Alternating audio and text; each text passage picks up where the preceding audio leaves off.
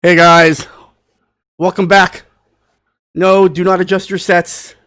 That is correct. You are seeing another second episode of the Mutant XPerience podcast this week. For those of you who follow the channel, you know that a couple days ago on Tuesday, I had the Scrub Series Third Strike group from La Crosse, Wisconsin on as part of our 2-year Jazzy Circuit retrospective celebration this past Tuesday. And today, we have yet another Redux redo episode of the Mutant XPerience podcast, thanks to my ineptitude and my failure to save the original VOD. But the silver lining is this podcast is probably going to be even better. And so without further ado, welcome to the Mutant XPerience podcast, redo episode 30 with my special guest, Canada 3S's favorite son. I would even argue the most famous Canadian Third Strike player in history. I'm gonna give you that, C-Royd. Who else? Who else would be? Give me Canada. But we got C-Royd in the house. We got C-Royd from Canada. Long-time member of the Third Strike scene. Been playing the game since forever, but also plays other games, CVS2. Part of the old school Toronto crew. And so thank you again, C-Royd, for coming on. I appreciate you willing to redo the episode with me.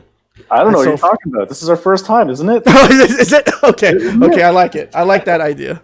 I like that approach. You don't make mistakes. Yeah, that's true. Yeah. So see, every time I've parried everything in the history of my playing career, right? That's right. It's not right. It's always the sticks. Always the sticks. Yeah. And if it's online, it's the lag. Of course it is. So yeah, definitely. But again, for those of you who are unfamiliar, I know, C-Royd, we talked a little bit about this before the podcast, but in the last few months, a lot of it due to, unfortunately, to the ongoing COVID-19 pandemic, people are stuck at home. And thankfully, this sort of coincided with the release of the brand new Fightcade client, which has undoubtedly attracted a whole new slew of players, not just to Third Strike, but a lot of the older games that you and I have grown to appreciate and love, C-Royd. And so I think it'd be really cool for a lot of new players to kind of have another introduction to. And again, this is just my take, but to me, you are like, when I think Canadian 3S, you are the first person I think of. And I would challenge anyone to think of to answer that differently, because I don't know, when I think of Canadian 3S, the first name that pops up is C-Royd. Sure, I'm a poster boy for Canadian and the second is Aneurysm X. Yeah, I'm the poster boy for Third Strike out of a lot of Canadian players back in the day. Yeah, that's probably fair to say, but that's not because of skill. Like, I'm not a bad player, or I'm not the best player, or anywhere near it, but when it all comes down to it, I've always been a competitor. I've always been a Street Fighter player. So when I was first starting Third Strike, I had just gotten out of a relationship, nothing to do. I was all sad and stuff. And I knew Aneurysm X. His real name's Anthony as well. And we were friendly, but then I had his number, we texted, and then I just found this one amazing machine, which is not, in terms of the settings, it's not like a tournament-ready set or anything like that. But it was at a bowling alley that was 24/7. It was a quarter for play. It was level 1 damage, and it was 3 out of 5 rounds. And when you're a broke teenager, I was probably 19 or 20, whatever. But when you're young and you're kind of broke and you're not swimming in cash, that makes a huge difference, especially when you got nothing to do and you have a place to play. So having a place to play, and I wasn't a good player. I couldn't even cancel low forward into super properly. I couldn't even do short jab, short super. Like, I learned a lot of those skills from Aneurysm X. He was already like an amazing player in my eyes. And as I got better, he's the one I spoke to a lot about tournaments and stuff like that. And then I would join tournaments here and there. I would do okay. I might win one every now and then, but I still wasn't the best or anything like that. But it was still like a fun experience being around these people who I've talked to a lot, and talking about the game and meeting all these new players. Meeting the new players being like one of the most entertaining and one of the funnest things that I ever experience whenever I travel to a tournament. That is 100% one of my favorite things. So Canadians weren't really going to compete at Evo that often. If anything, they were barely going at all. And except for a lot of the old school players, like for Super Turbo, we have Dave Spence, who was from Toronto, and he actually came top 8 one year at Evo, and that was my first year going to Evo, I think. And when I went there, I went to California. This is Cal Poly. This is in Pomona. It's in Pomona, right? And yeah, I think it is. And which Evo was this? Do you remember? 2004? I think the Daigo year? It was. I was definitely there that year, but I want to say it was earlier than that. Like there was 2 Cal Polys, right? Yeah, the year before the infamous Daigo Perry evolution, which was in 2004. Shoryuken had held Evo at Cal Poly Pomona in 2003 as well, and that was actually my first Evo, but not as a competitor.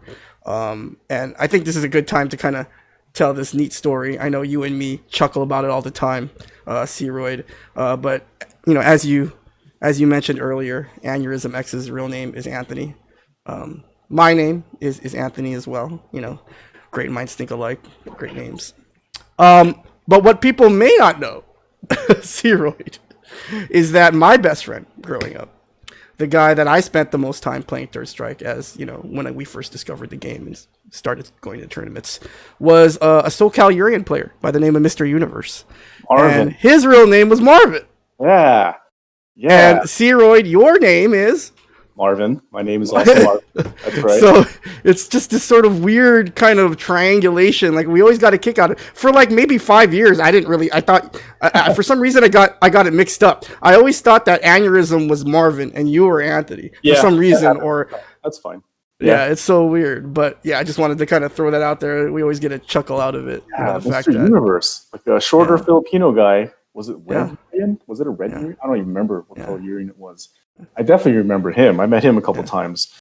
It was definitely like a good experience. And again, meeting people is the best part of the traveling for the tournaments. And I kid you not, when I first got to Evo, you had upstairs. It was still coin operated.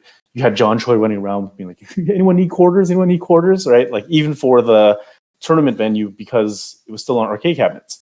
So you still have. You must be talking about 2003 then. It must be. It must be. Yeah. And yeah, you know what?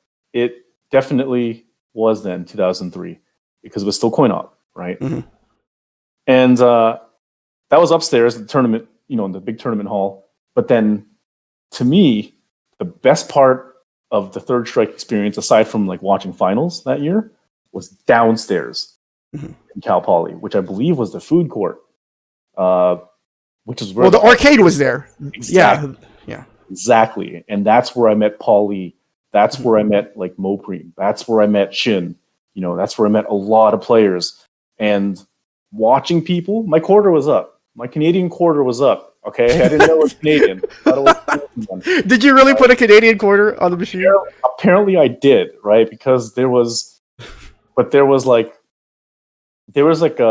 something going around saying that Seawood was in town. Not that I'm a big deal, right? But I posted a lot online, right? And there was a quarter on the machine, and then Paul Lee was like it was his turn. He was gonna put a quarter in, and then he's like, "What the fuck is this? It's a fucking. What the fuck is this? It's a Canadian quarter. Like, is Searoyd here? Yeah, exactly. He was like, "Who the fuck is Seawood? Who the fuck is Seawood?" Right?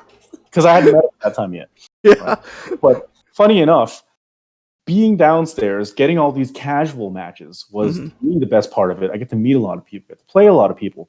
I get to see a lot of things I had never seen before because Toronto Third Strike at that time, we had a large group, a very large group, but we were not good players. I don't care who gets offended by that in Toronto, but we were not good players. And let me give you an example of how I can prove that we weren't good players. Ken players didn't do low strong hit confirms because that wasn't a thing in Toronto. No one even knew how to do that. That's a pretty big piece of ammo that you got to put into your arsenal whenever whenever you're playing Third Strike competitively. You have to know how to hit confirm properly. Ken players need to know how to hit confirm into like a stand jab shoryuken, for example. If you have someone in the corner, you can do low short stand jab into a shoryu, right? And then another shoryu, depending who the character is. We didn't do that. We didn't do any of these things that all these other players were using at that time. And that's the first thing I noticed. I made sure to note it down, and I immediately, like, I don't know if I texted my friend or if I called my friend and said, we're not good players. Day one, I was like, we're not good players, right? We're not bad players. This is not the Third Strike that we're used to. Like, yeah, this is yeah. You basically have you have the Japanese, and then you have like the top California players. Then you have the top other players from all over the country. Then you have homeless people. And then you have Toronto players underneath. Oh, no. They're underneath the homeless people. Yeah, exactly. They were underneath the homeless people. Okay. Yeah, it must have been, right? Play a homeless person for money, they'll take my money, basically. Like, that's probably how bad we were. Wow. We didn't know anything. Like, and it was a big deal to me, and I love those moments. I love those moments when you learn something new about a game that's actually useful. Any game, doesn't matter what it is. Mm-hmm. So I took all that tech, I practiced it downstairs until I thought I had it down relatively solid. And then I would slowly bring it up upstairs and use that stuff in a tournament. And the first person that I played in that tournament, KO. He was in my pool. He was the first person that I played. He beat me, I think it was 2-1. It could have been 2-0. Probably. And you were using Ken, right? I was using Ken, yeah, because my main characters are Ken, Dudley, and Ryu. Mm-hmm. Back in that time, it was probably just Ken, to be honest with you. He crushed me, but guess what? I landed a low strong hit confirm on him, and that's all I care about. I wasn't expecting to beat KO, who ended up just running through the entire tournament and taking the gold medal. But like, I just wanted to make sure that I was playing at what I thought was my best, and I did level up during casuals in Cal Poly. It was an amazing experience. But another thing about traveling for tournaments is that when you meet people out of a certain caliber, and if you're like myself, where I'm not just a Third Strike player, I consider myself a Street Fighter player. Like, I can play Marvel 1. It's my favorite game, if anything. I can play CVS 2. I can play CVS 1. You know, I get to play all these guys that'll kick my ass in those games too. I actually did okay in Marvel 1, but like, I got my ass kicked in every game that I played, whether it's Magical Drop, whether it's like Puzzle Fighter, but I still like to play all these games. And I get to meet and make contacts with all these people. Like, I don't know if, I assume you know this guy, but this is a person I haven't spoken to in probably 10 years, 15 years. Do you remember a guy named Roland? Yeah, a Hugo player. Roland Oak. Hugo player, right? 720. Wasn't his name 720 or something? That's Royce. Oh, that's Royce. Sorry. Royce. There was a Korean guy named Roland, right? Who did he use? For a long time. We became friends for a while, and then like he probably doesn't remember me anymore. It's been like so many years, but like he was a guy that I made friends with, and again, he's one of the people that I made friends with because again, when you travel and you're really into the game and you love talking to people, as you can tell, I love to talk. Like, you make a lot of good like connections with a lot of cool people, whether they're good, whether they're bad, and like that to me is like probably the best part of traveling for tournaments. Well, back in the day, at least, it's not really like that as much anymore. No, definitely the experience now is a lot different. You know, it's interesting to hear kind of your mindset and what you were doing at Evo 2003, because it seems as though at that point you had already been very familiar with the fighting game community. You had already been very familiar with the game, you know, kind of talking about how you sort of, you know, Aneurysm X was kind of, you know, your early mentor. And it's just so different from my experience of EVO 2003. And this is one of the cool things, you know, kind of doing this podcast, is that we realized that we were at events and we didn't know that, you know, like I had the fact that you were at EVO 2003 and I was at EVO 2003, but we didn't meet. That's not when we met, you know? And the reason for that is because, you know, my experience in EVO 2003 was very different from yours. EVO 2003 was really my first, like, it was like my first introduction to the fighting game community, period. You know, before 2001 or 2, before 2002 really, I didn't even know that people ran tournaments for Street Fighter. You know, I never considered myself an OG because kind of like what you were describing, an OG is a guy that came up in the arcades and knows how to play every game. And a lot of it is because of practical reasons, right? You lose, you got to wait. What are you going to do while you wait? You can wait, you can stuff your face with food, get a drink or whatever, go outside, smoke, or you could play another game. You know, most likely it was another game. And so by the time that I got into sort of the FGC, by the time that I started going to actual arcades that were known specifically for fighting games, like it was already very late and it was mainly, Third Strike. So it was weird because I was, sort of part of this kind of generation that was almost kind of a crossover between yours. And then you start to see, players that start to focus more on individual games, right? Like I think like at that point there were a lot of people who, at that time in Southern California in the early 2000s, Family Fun, their reputation was gained because people knew that place as a Third Strike centric arcade. That's what got them on the map, that their specialty was Third Strike. And looking back on it now, it's kind of interesting that that's kind of where it started. People, because like people like yourself, right? You know how to play all these multiple games, but then people started to kind of focus on one game or maybe two games. And that's kind of interesting looking back on Evo 2003, because Marvin, again, Mr. Universe, he was like, hey man, there's a Street Fighter tournament in Cal Poly Pomona, and at the time I was dating someone that went to Cal Poly Pomona, and so I was like, oh, okay, cool, let's check it out. And it was just completely new to me, and so it's really interesting to kind of hear your experience and how it was different from yours. It totally sucked me in. It totally got me, and like I was traveling a bit for tournaments, like maybe in the surrounding like cities in outside of Toronto and stuff like that. Maybe like an hour away. Maybe go to Buffalo or something like that. Those are really small tournaments, though. So I made it a point to travel like to a lot of the big tournaments, whether it's Evo, whether it's NEC, whether it's Midwest, ECC. I went to all those tournaments, and like it got me to the point where I knew a lot of people, and then a lot of people knew me, not because I won the tournaments or anything like that, but mainly because I just talk to people, I learn, I make friends, I hang out with them. So that would be a good reason why a lot of people know the name Searoyd, as a big name in Canadian Third Strike. I got to be very, very specific. Not a big name in Third Strike. I got to like narrow it down. Big name in Canadian Third Strike in Toronto or something like that.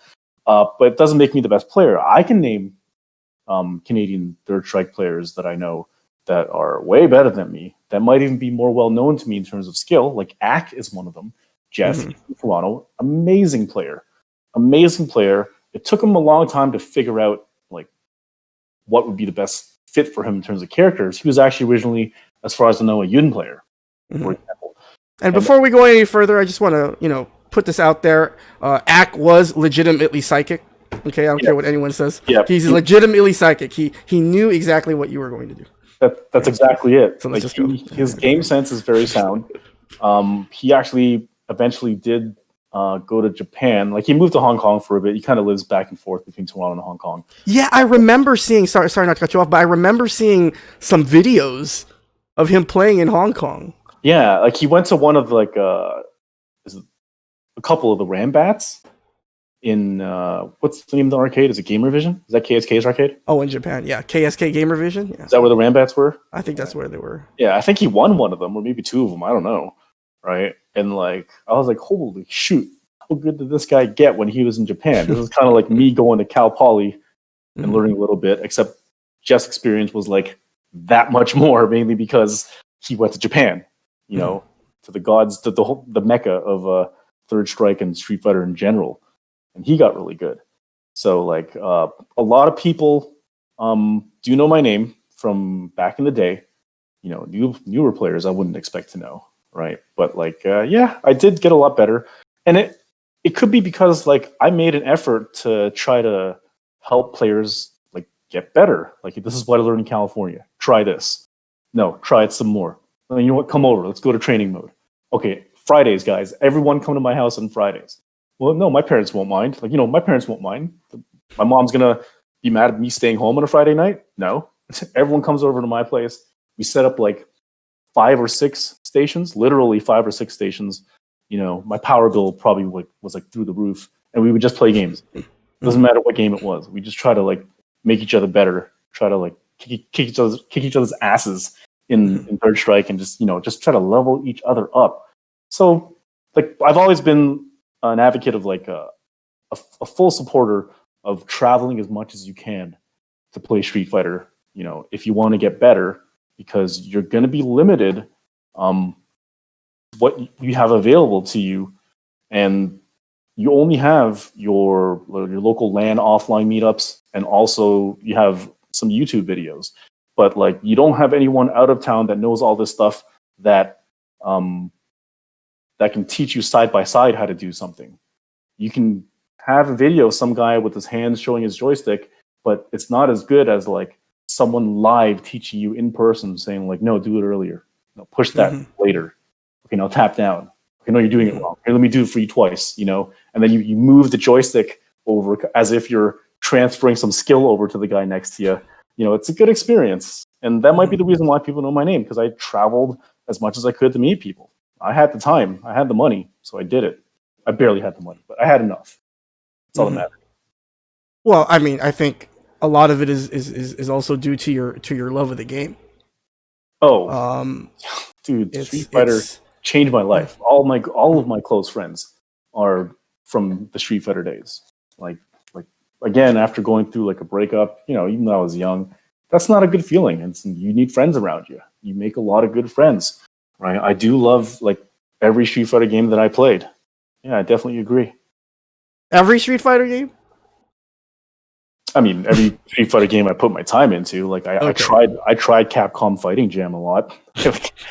I tried the latest edition. Hey, can you do tackle headbutt on the dinosaur?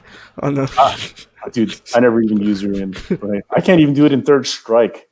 Tackle headbutt. I probably could, not consistently. So I want to kind of go back to talking a little bit about the Toronto scene. I know you had said that really the first person to kind of that you started to kind of like collaborate with and train with was Aneurysm X. But before before your entry into Third Strike, where do you think, like, how involved were you in the, I guess what we would call the FGC, even though like that term didn't even exist at that time, really, right? Like, but how involved were you in like playing fighting games at your in your local area in Toronto before that? I was not involved into the tournaments all that much in the beginning because I just didn't think I was good enough, or I didn't even know about them. We had a couple arcades that we would go to. We had one at a mall called Fairview Mall. Fairview Mall. We had an arcade in Scarborough Town Center named Games Maximus. There was a couple of arcades in the seedy part of town. There was 2 side by side, basically, called the Video Funland. And we had one downtown named Funland. We had a lot of arcades in Toronto. I'd go to all of them. I'd play at all of them. I'd meet people. And then eventually someone told me, like, there's a website you can sign up for, and you can like talk with other people and stuff like that. And again, I love talking to other people, so I signed up for it. And of course, that's shoryuken.com. And a lot of people don't know this, but like my name, C-Royd, is C with a hyphen and then R-O-Y-D. But if you were to look up my later posts, it's all from C with a space, R-O-Y-D, mainly because I didn't like Shoryuken that much, which is kind of like weird because I posted a lot, right? So all I would do is troll. I would talk shit, I would troll, because it's kind of like, I don't want to talk online about this stuff like on a message board. I'd rather do it in a chat room or something. So I actually got banned on Shoryuken.com because eventually I made a joke about like black people for fun. Like, oh no. My goal was to see how quickly I can get banned, basically, at one day, and then it was like less than an hour, basically, right? I love black people. Don't worry, right? It was. Well, you'll probably get banned for saying stuff like that now too. Maybe quicker. Oh yeah, maybe quicker than it was I was making before. fun of Chinese people. I was making jokes. I wasn't making fun of them. I was cracking jokes, really, right? But like, a different era back then. Well, at the same time, I was also studying comedy. I actually studied improv comedy for a bit. So like, it's not an excuse or anything. They were, and there weren't even those. The jokes weren't like, they weren't like really bad or anything. It's bad enough that you should ban me, right? So like, basically, I made a new username without the hyphen, right? And then I stuck with that one, and really, that's where I started getting more involved. So I can't joke around that much. So let's start taking this a little more seriously. I post more, right? I try to teach people more whenever I could, whether it's like how to roll cancel properly or how to parry properly or how to do a link or something like that. I try to go into the third strike, character specific, Ken section, and then just look at a post. Maybe I'll learn something, and then maybe someone else can learn something if I can help out. And I was happy to do it. Again, I had all the time in the world. I loved the game. I loved my character, and I wanted to make my competition better, and I wanted to make myself better. And you can't do that without making your competition better sometimes. So you got to spread the knowledge whenever you can, because that's not something that happened back in the day. You didn't have the resources to do it. So when it became available, I did it. Yeah, I was about to ask you, because another reason why I definitely would consider you to be the greatest Canadian third strike player, even though you say yourself you're not better than some of these other Canadian players. Is that at the time, like you just said, it wasn't in vogue to really share tech that way, and you were kind of one of the first players that was more open to kind of having actual discussions and sharing tech and all that stuff. And so so before we talk about Shoryuken, because I really, really want to talk about Shoryuken, you had mentioned earlier about how, sort of how going to offline events helped you, going to many events possible, taking notes, paying attention, trying to gain anything that you think could make you and your competition better. In many ways, you were kind of like you were doing the yeoman's work for the Toronto scene, right? Because I believe at the time, I mean, I know Aneurysm, would travel with you, as well. But really, in those early days, I mean, it was really basically, it really was just you and Aneurysm, right? Just kind of starting traveling. I mean, I'm sure there were other people, but then it kind of grew. It was consistent, yeah. Yeah. Like he wouldn't be at a offline traveling tournament without me usually. Like he's been to a couple, but yeah, that's offline. That's a long time ago where that was a standard. Exactly. And so now, obviously, we have online Third Strike, right? And so, in a world where, we can play Third Strike, just like if I wanted to play Third Strike right now, it would take me literally 10 seconds, to play Third Strike. And I know I sound like a super old dude saying that, right? But like back in the day, to play Third Strike, it took a little effort. You know what I mean? Yep. Like you had to get out of your house, you had to go to the arcade, you had to have money. Okay. Yeah. You had to have money, you had to have means.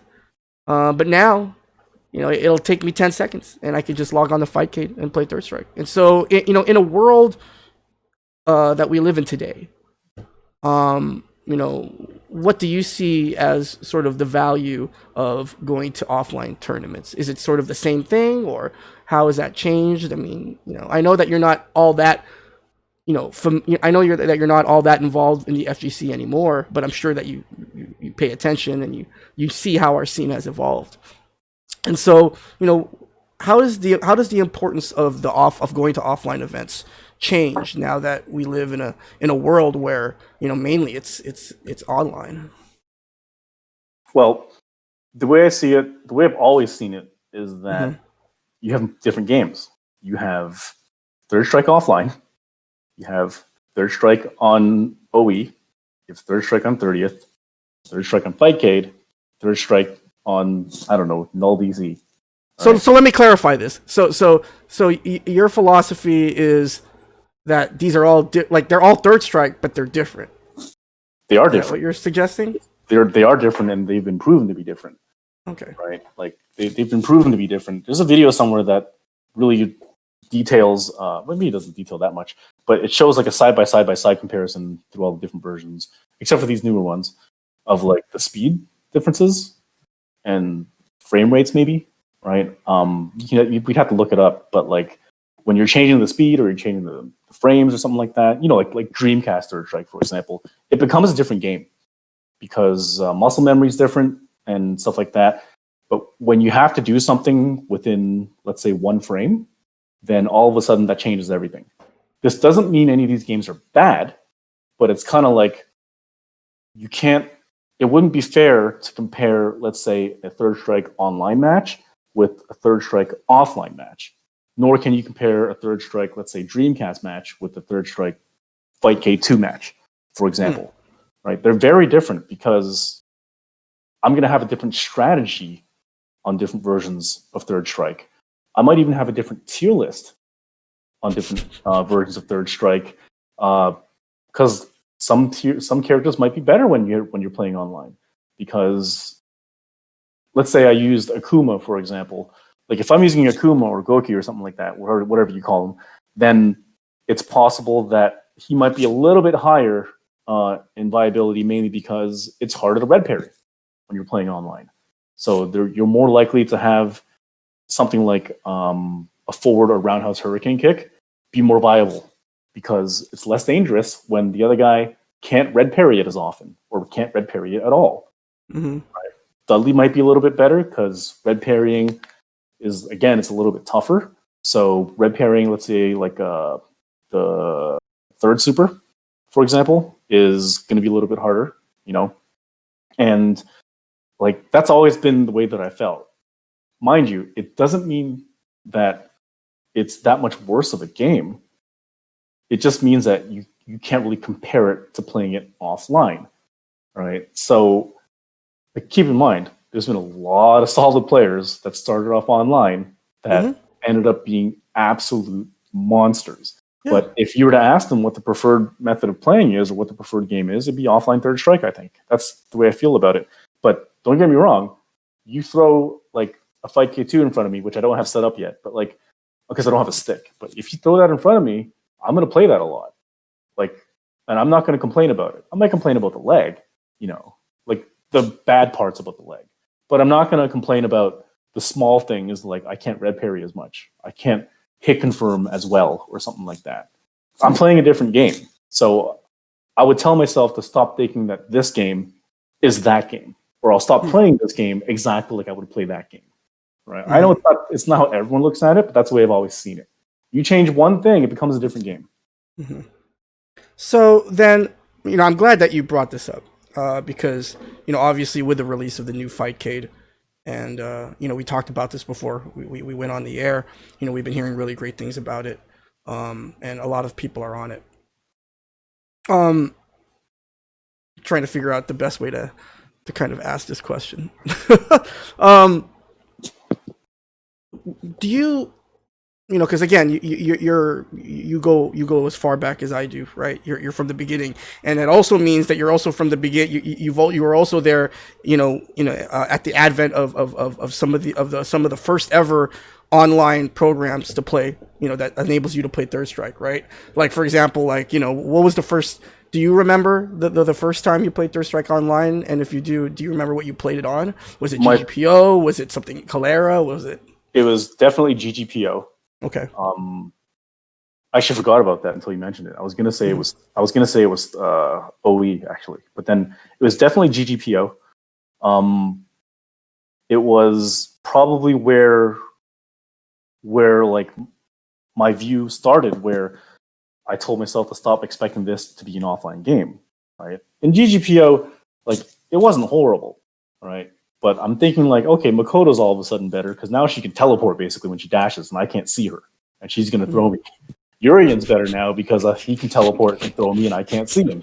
And I got to play against that. Akuma can do Tatsu a little bit more, and it's going to be harder for me to punish that if I can do it at all, right? So you got to watch out for those kind of things. Like, it's not that I'm using Leg as an excuse to make it sound like the worst game, because that what at the time was the best version of Third Strike Online, like that you could possibly find. So that was definitely my first experience. It was definitely in GGPO, and like I spent a little bit of time on it, but when it all came down to it, like my internet wasn't amazing, so I just kind of stopped playing it. Like, and that's my own fault. It's my own internet, right? So, what can you do? Mm-hmm. Yeah, when GGPO first came out, I was still someone that was very new to the game. And historically, my execution has always been garbage. So when GGPO first came out and I started playing it, it was still around the time where I still was starting to learn the game. So a lot of the things that you were talking about, about internet lag, stuff like that, I wasn't as sensitive to those things, obviously as I am now. But it seems, would it be safe to say that you seemed pretty sensitive to those things at that time when you first started GPO? Would you say like you really like right away you kind of noticed, wow, this is not kind of the third strike that I'm accustomed to, or this is not, Yeah, but the thing is, I got over it relatively quickly because. And how did you get over it? I guess that's my question. I'm trying to get to.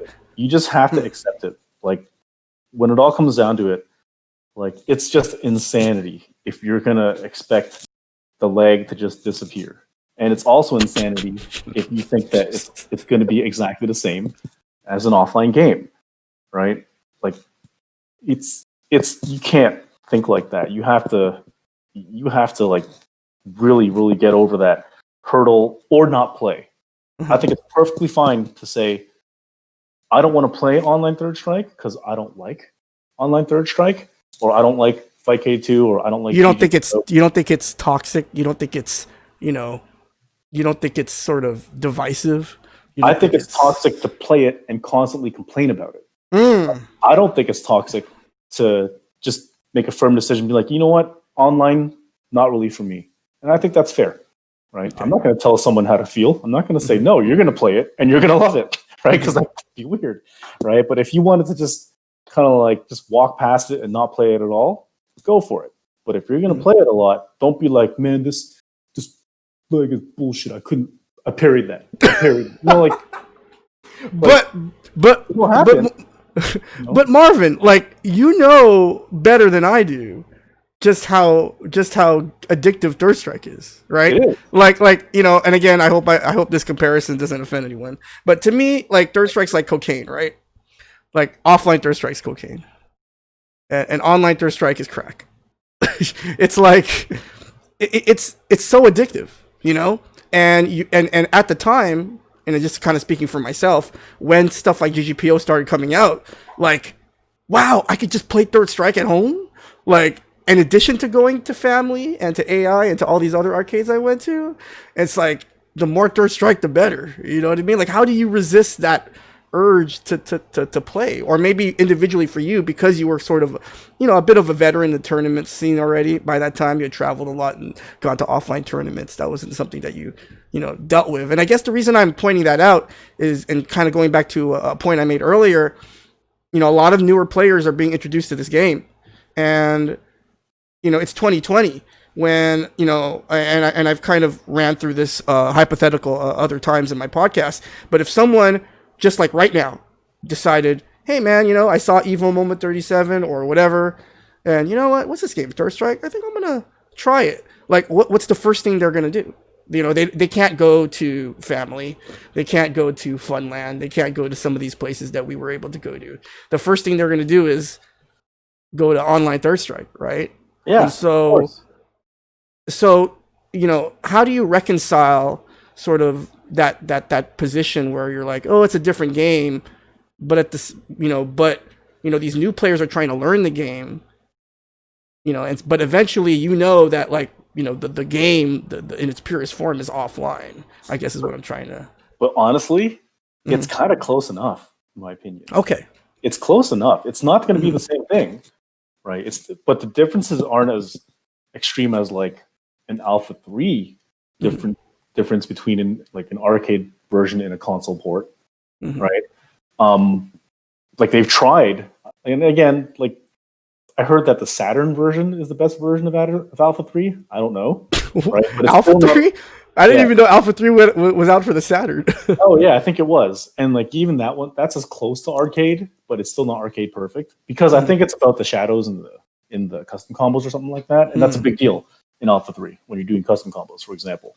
But in Third Strike, it's a little bit different. You have the outlier, which is like Dreamcast. You know, that's just like the ugly stepchild of Third Strike console. But it had training mode. See, yeah. right? Oh, trust me, I love me some training. like I don't want to get us off the rails, but and I don't want us to show our age. I mean, we're already showing our age, but like Third Strike training mode, like these kids are so spoiled now. But like when it first came out, like, well, wait a minute, we can actually practice without spending money. Yeah, yeah, exactly. So Dreamcast was the ugly stepchild of when it comes to all the versions of Third Strike, but it's also where I learned all of my skills. You can't apply everything from training in Dreamcast to the arcade because I don't know if it's about they've changed certain animations and moves or something like that, but you can learn enough to get your execution down. That's where I learned to do short jab, short super. That's where I learned to Kara Palm. That's where I learned to Kara Shoryu. Wait, was it where I learned to Kara Shoryu? I don't even remember, right? But like that's where I learned all of my fundamentals was at home by myself, probably at least anywhere from 3 to 5 hours a day. And like it really honed my skills in terms of execution. Like if they turn like Dreamcast Third Strike into an online game that worked relatively well, would I play it? Probably not, mainly because again, that game was very different. You know, like you would have tried it. Oh, I definitely would have tried it. Right? Didn't Dreamcast have an online service? Didn't they have like a modem or something? They had a plug at the back, but I don't know. Imagine playing Third Strike on 56K. Or 28.8. Yeah, exactly. Right? Like or a 28.8 modem or something like that. Like I'd probably pick a different game. Like the consensus now is that out of all the versions, you know, aside from like let's say Fightcade or all the versions that don't use like an arcade like ROM for example, emulator that aren't emulator. Yeah. Like they say that the best version is the 360 version, I believe, right? That's what OE 360 on CRT. Supposedly. Yeah, OE 360 on CRT for sure. And like I've actually never played that version. I've never had I've never been blessed with consoles growing up, aside from like having one every now and then. But I'd love to try that. Like everyone tells me, like Ryan always tells me, you know, like Farai always tells me, or whoever's in our little group, they always say like, yeah, you got to pick up like a 360. It's cheap, you know. For me, it's not about the 360. For me, it's about the CRT, right? That's really the main issue for me, right? But you know, I could try to play it on like an LCD, but then really, what's the point of buying a 360 then, right? Like, if I were to play it online, it's probably right now going to be Fightcade 2, or it's going to be on 360. But I'm not saying that online gaming for Third Strike is necessarily a bad thing. Like, it brings in a lot of good players, it brings in absolute beasts that I can't even beat, I assume, and like it's really good at growing the player base.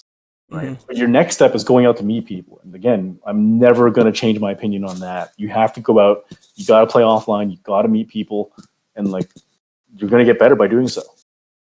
Now let's look at it from like the other perspective, because there's a lot of like you were talking about earlier, right? Like, you know, online Third Strike is not toxic. Playing online Third Strike and complaining about it all the time is toxic. And so, and that's obviously very common, and it goes all the way back to us, right? Like, you know, I mean, you know, I don't want to pin the blame on us necessarily, but you know, I mean, we are in some shape or form responsible for how the scene has evolved because we were there at the beginning, right? Yeah. And so, you know, it's almost like to me, it's almost like a meme now, right? Third Strike players complaining about Third Strike Online. Like it's it's almost like I'm trying to think of how to compare it. It's like a rite of passage.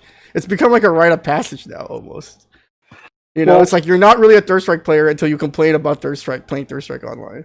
Right. Like, but here's why I think that happens, right? And this might make perfect sense.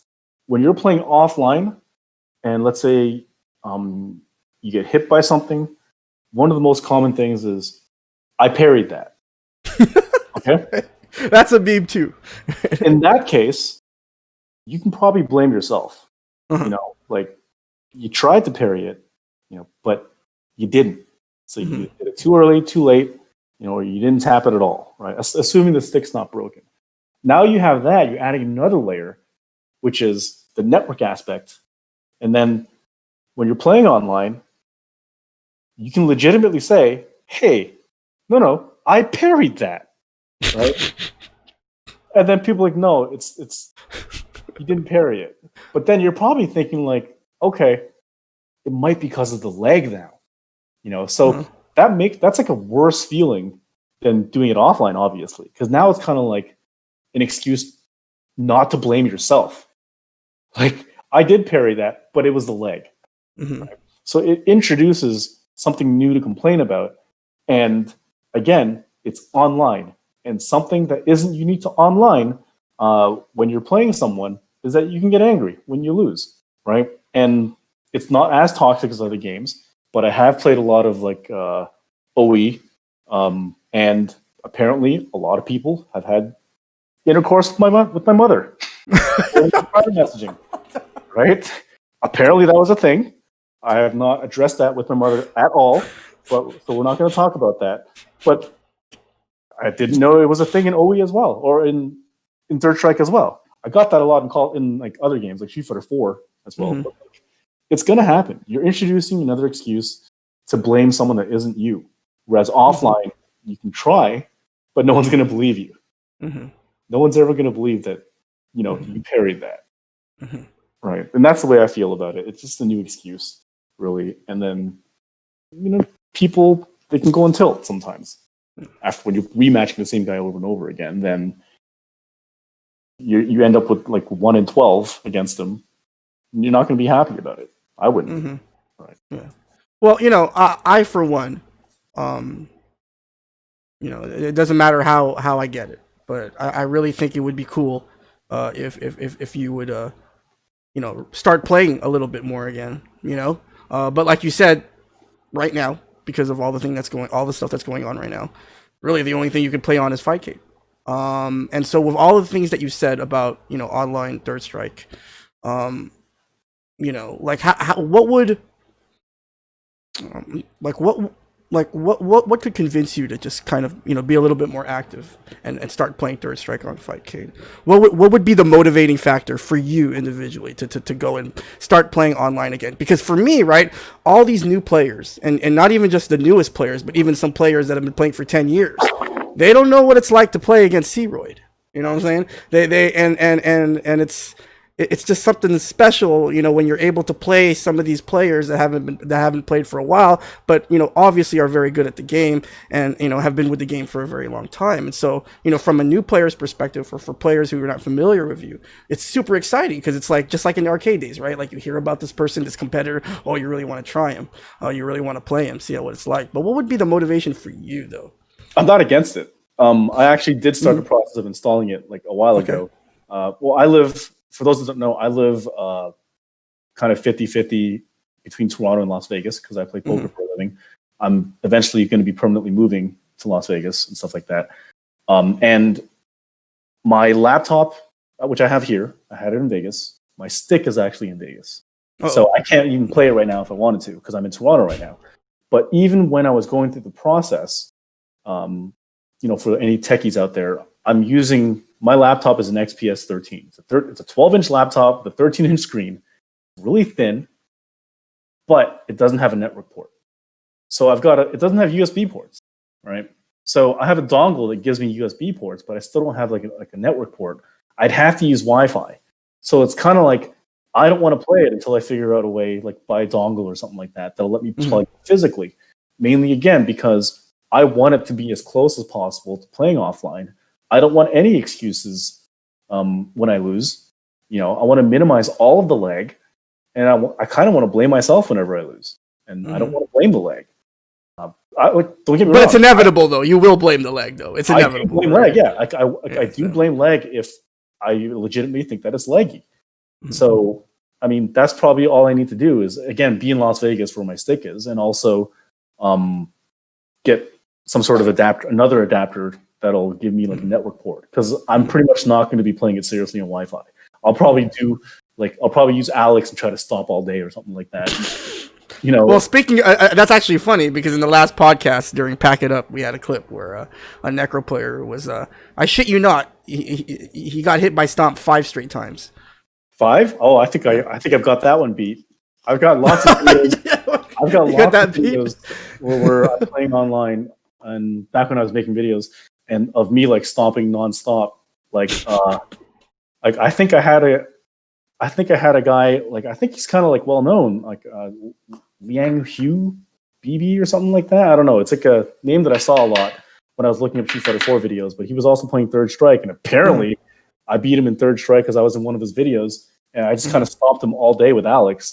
And it might have been the entire round, and then like in the comments, everyone's like, "Don't worry about it. That's just cheap. That's not fair. Don't worry." He just it's just a game. Yeah, I don't think he's actually crying, right? Like, you know, like, yeah, I've definitely gotten more than 5 before, but like, you'd be surprised how something as stupid as stomp with Alex can make a player like expand their Third Strike knowledge. Because it's kind of like, oh, interesting. Wonder why I didn't block that. Oh, okay, looks like you can just block that one left. Okay, that one you can block right. Okay, but now how do I get around that? Like, some people haven't seen that before. So when they realize the solution is very, very simple, which I'm not gonna say because that's like killing my own gimmick.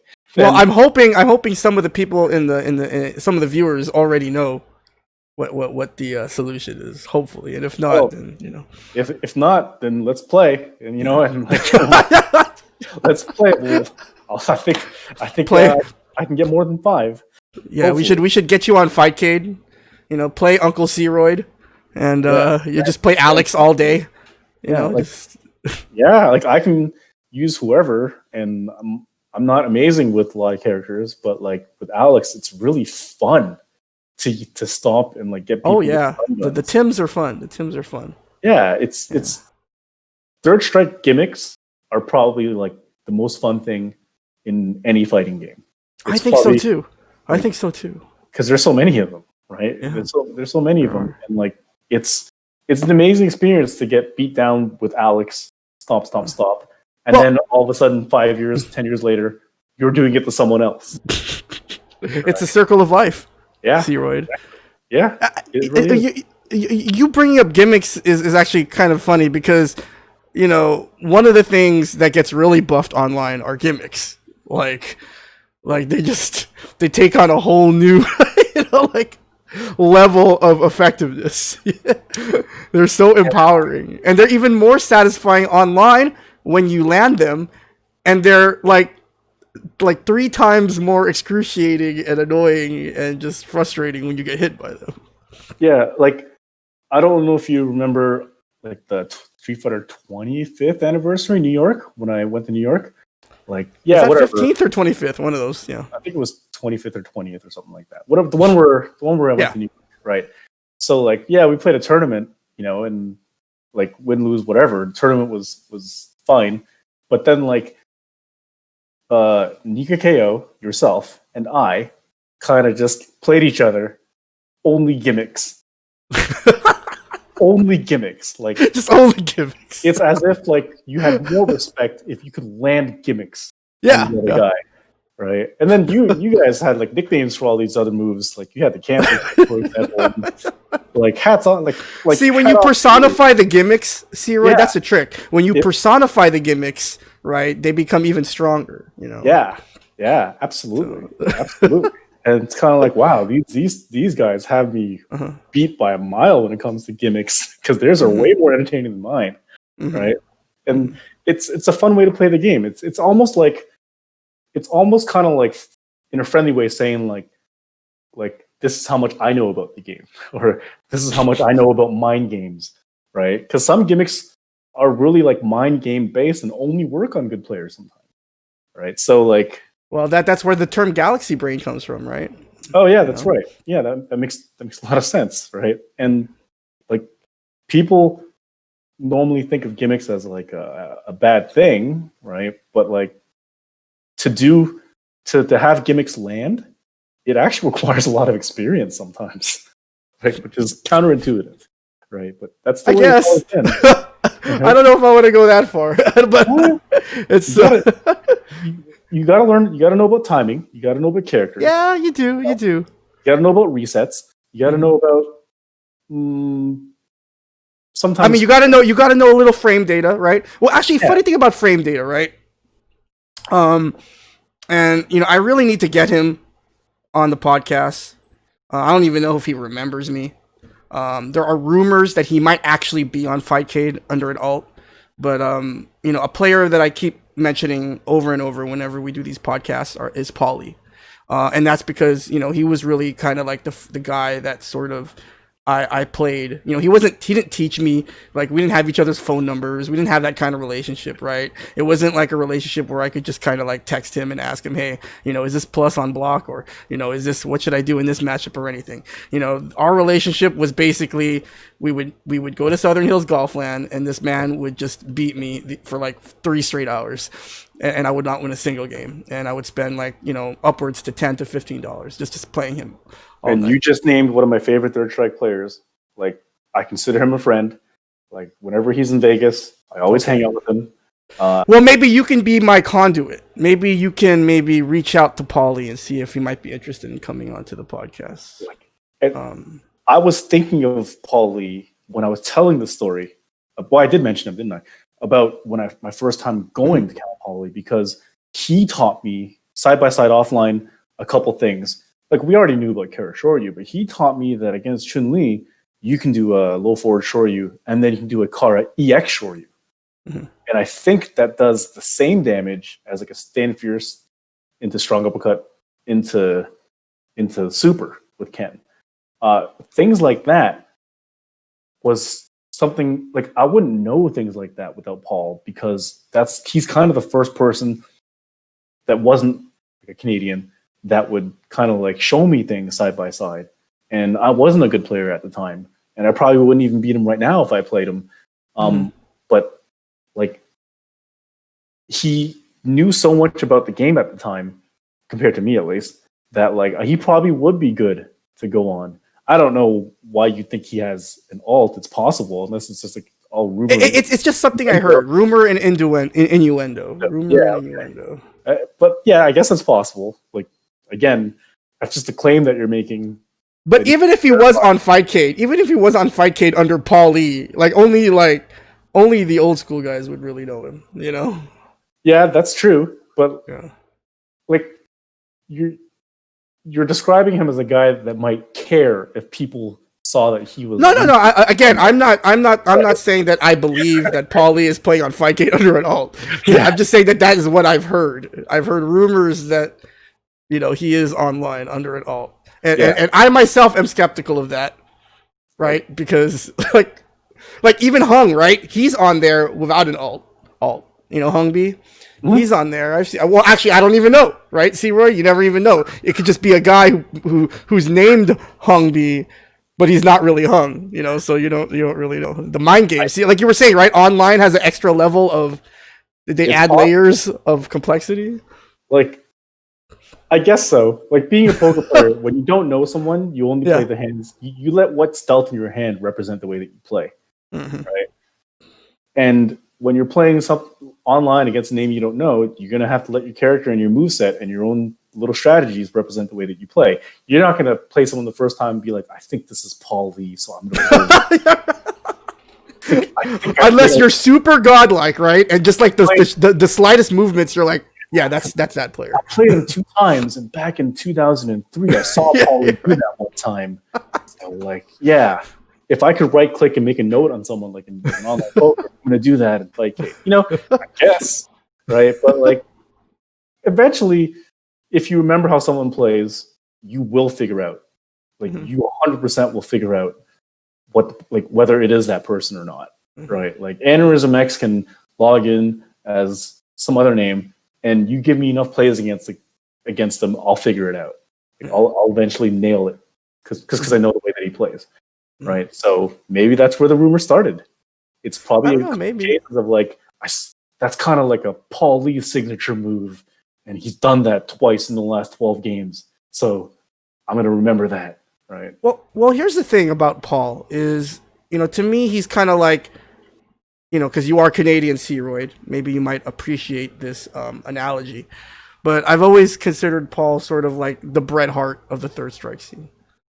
And the reason I say that is because he was really one of the first really technical Third Strike players, right? The guy that really started paying, like I learned about frame data and the concept of frame data from him. And, and I also want to mention, like, imagine how difficult it was to kind of get that information back when we were starting, right? As opposed to now when everything's, at your fingertips on the internet. But I always considered Paul to be kind of one of the first technical Third Strike players. I know exactly what you're talking about. For me, it was Mopreme. Okay. Right? For me, it was Mopreme. It's no secret. I'm like Mopreme's number one fan. He taught me a lot. We would be like on AIM instant messenger, like at like 4 a.m. Well, for me, 4 a.m, 5 a.m, right? And he'd be teaching me, and we'd be talking back and forth about Third Strike.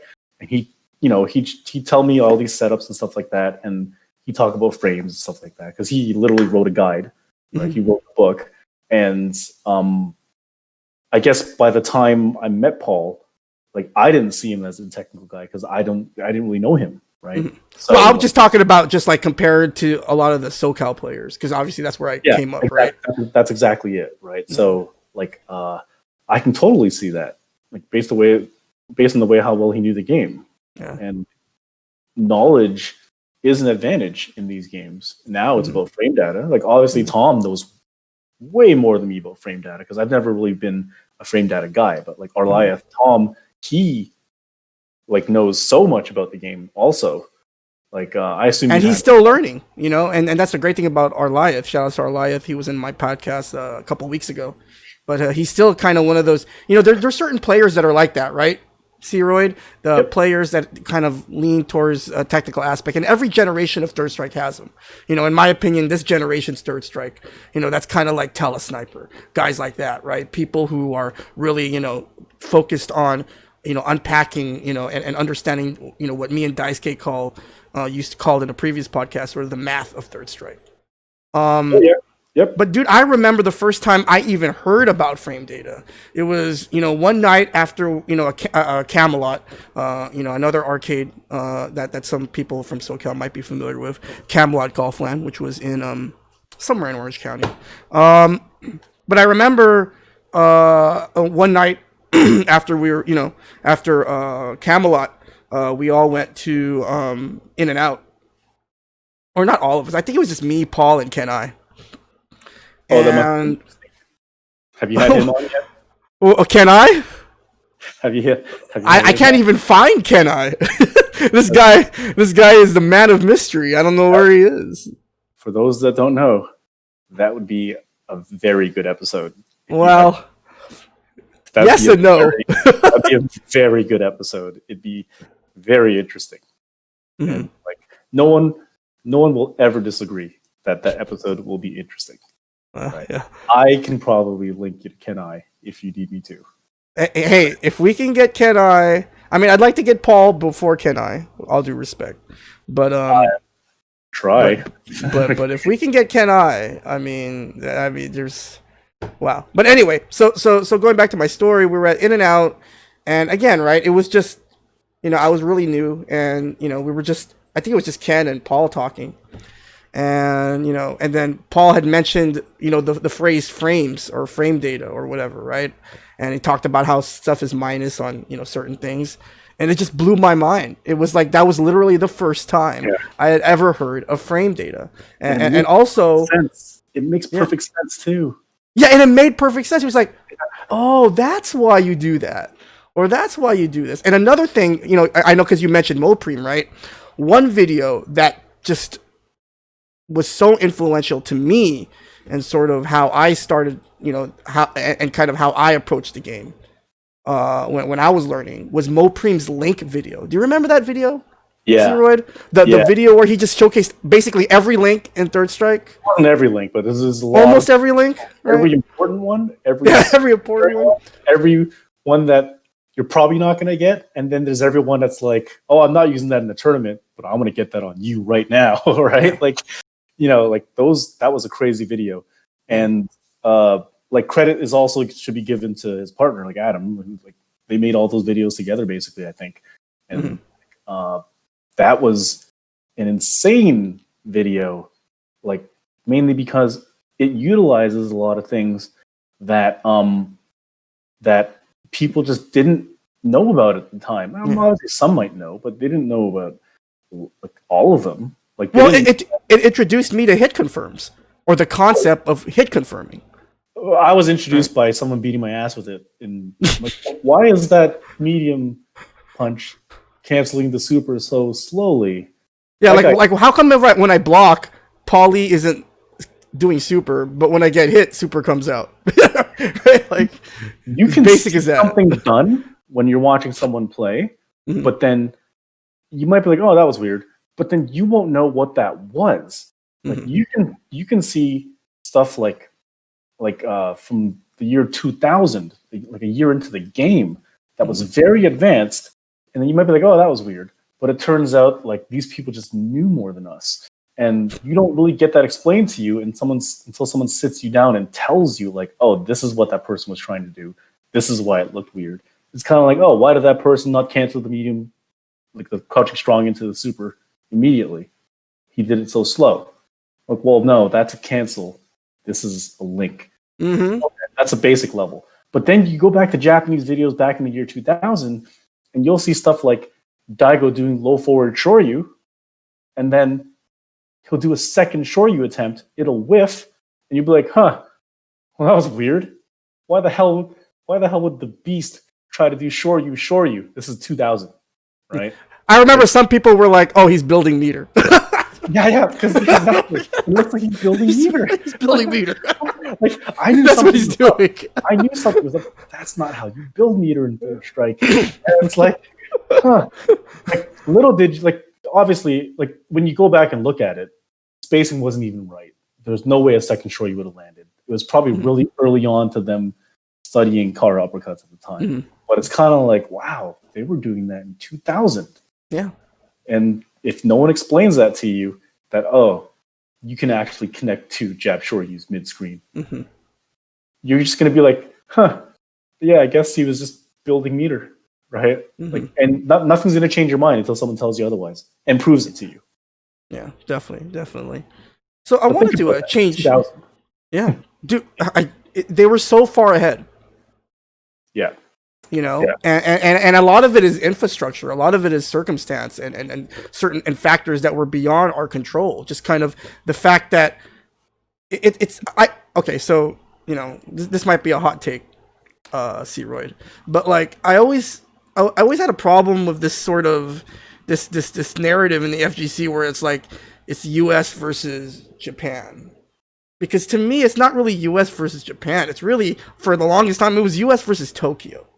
Okay, you had at the time back when we were coming up in Japan, you had just a more arcades in a more sort of condensed area, right? You know, whereas in the U.S. it's different pockets. Even when we were coming up, C-Royd, right? Our arcades were on the decline. They were almost dead, right? By the time we kind of started coming up, because you know the golden age of arcades had already passed. You know, and then arcades were still closing left and right.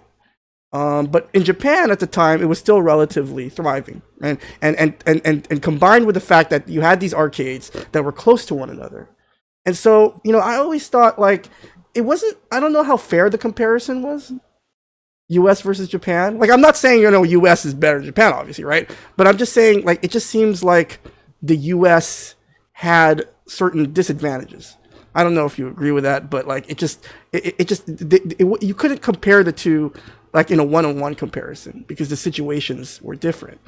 I don't know what you think about that. When you have a lot of arcades available to you, then theoretically you should have more players. When you have more players, then you should have more good players. And out of those, you have more higher tiered players or higher players with more knowledge. So I don't know how Japan's have survived. How arcades, have survived in Japan all this time, because my theory has always been that inflation is an arcade killer.